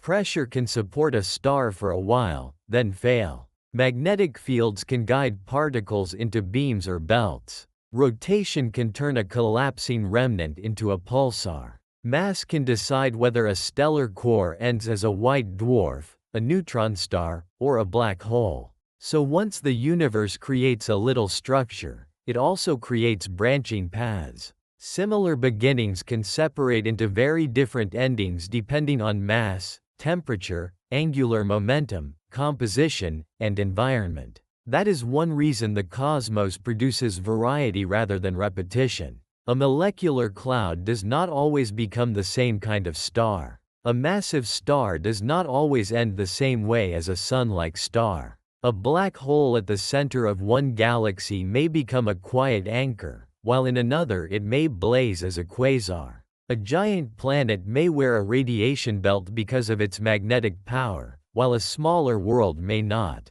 The laws are consistent, but their outcomes depend on circumstance. And perhaps that is the deepest reason the universe keeps making extremes. It is lawful, but not monotonous. There is a soft kind of creativity built into physics. Not creativity in the human sense of intention, but creativity in the sense that simple laws, given time and uneven starting conditions, produce rich outcomes. The same gravity that gathers galaxies also crushes stars. The same expansion that keeps the cosmos opening outward also helps determine how structure grows over time. NASA notes that the universe's expansion began speeding up about 6 billion years ago, adding yet another layer to the cosmic story of structure and separation. That accelerated expansion matters emotionally, even if only quietly, because it reminds us that the universe is not only a story of gathering, it is also a story of letting go. Some structures form because matter clumps. Others are emphasized because space itself keeps stretching, carrying regions farther apart. Extremes arise both from concentration and from separation. The densest objects are made by collapse. The emptiest large-scale regions are emphasized by the broad evolution of cosmic structure in an expanding universe. That makes the cosmos feel balanced in a very deep way. It creates extremes inward. It creates extremes outward. It compresses and it thins. It lights stars and cools clouds. It makes both void and wall, both remnant and explosion. And because it does all of that under a common set of rules, the result is not contradiction. It is richness. If these slow journeys through science have helped you settle tonight, this is a quiet place to subscribe, or to leave a comment later about where you're listening from. It helps these calm explorations keep reaching the people who need them most at the end of the day. There is also a more reflective way to answer the question. The universe creates extremes because moderation is not always stable. A star cannot remain exactly balanced forever. It uses fuel. It changes composition. It ages into a different state. A cloud cannot remain forever suspended if gravity wins more than pressure does. A black hole's surroundings cannot remain mild if too much matter is falling inward. A cosmic web cannot emerge unless some places become richer and some poorer. Extremes appear because the middle is often only temporary. That idea can sound severe, but it can also be very peaceful. Because it means change is not a flaw in the universe. It is the way the universe explores possibility. The middle gives way. The balanced state evolves. One condition leads to another. An ordinary cloud becomes a protostar. An ordinary star becomes a giant. A giant becomes a remnant. A quiet galaxy may one day merge. A nearly smooth universe becomes a web. So perhaps the cosmos does not create extremes as exceptions. Perhaps extremes are what become visible when time is long enough. That may be the final perspective shift of this whole series. We often imagine the universe as mostly normal, with a few bizarre regions added on. A black hole here, a supernova there, a giant void somewhere else.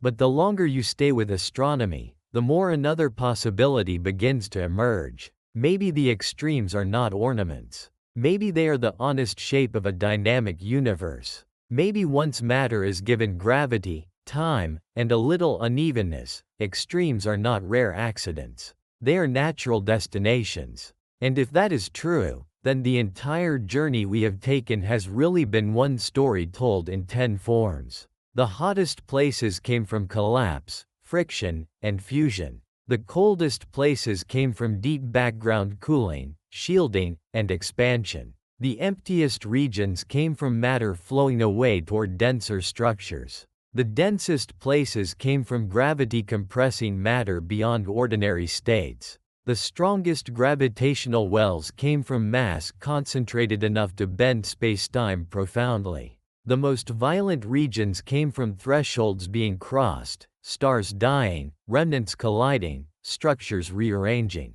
The harshest magnetic and radiation zones came from compact remnants, giant magnetospheres, and the energetic surroundings of black holes. The largest structures emerged from tiny early fluctuations amplified into a cosmic web. And all of them, every single one, come back to the same quiet answer.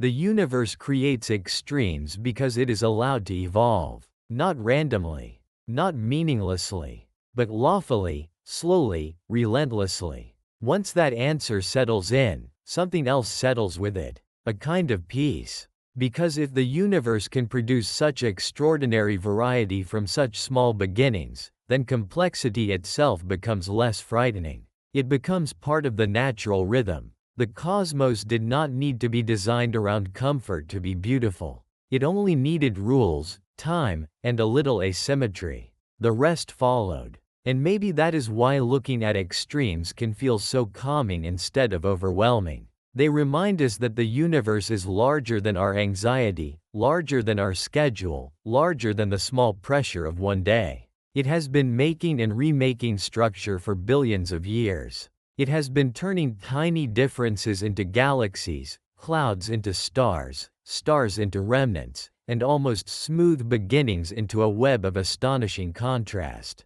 None of this asks anything from us. None of it needs our worry.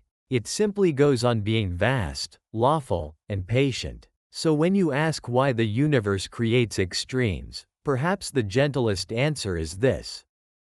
Because the universe is alive with consequence. Because small differences matter. Because gravity remembers. Because time deepens everything. Because the laws of nature are simple enough to be elegant, and rich enough to let elegance become variety.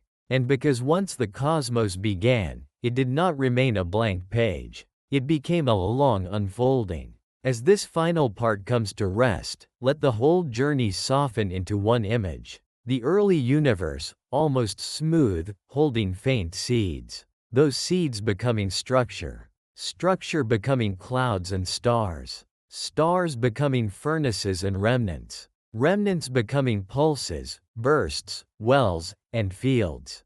Galaxies becoming clusters, walls, and strands. Voids widening in between. The web stretching outward. The whole cosmos becoming a place of contrasts that still belong to one another. That is why the universe creates extremes. Not to frighten, not to perform, but because a universe with time, matter, gravity, expansion, and the faintest early unevenness could hardly do anything else. And now, after all of that scale, all of that fire and cold and silence and weight, perhaps the most restful thought is the simplest one. The extremes are real. The laws are steady. The pattern holds. And you, here for one small and quiet moment, are part of the same universe that made all of it.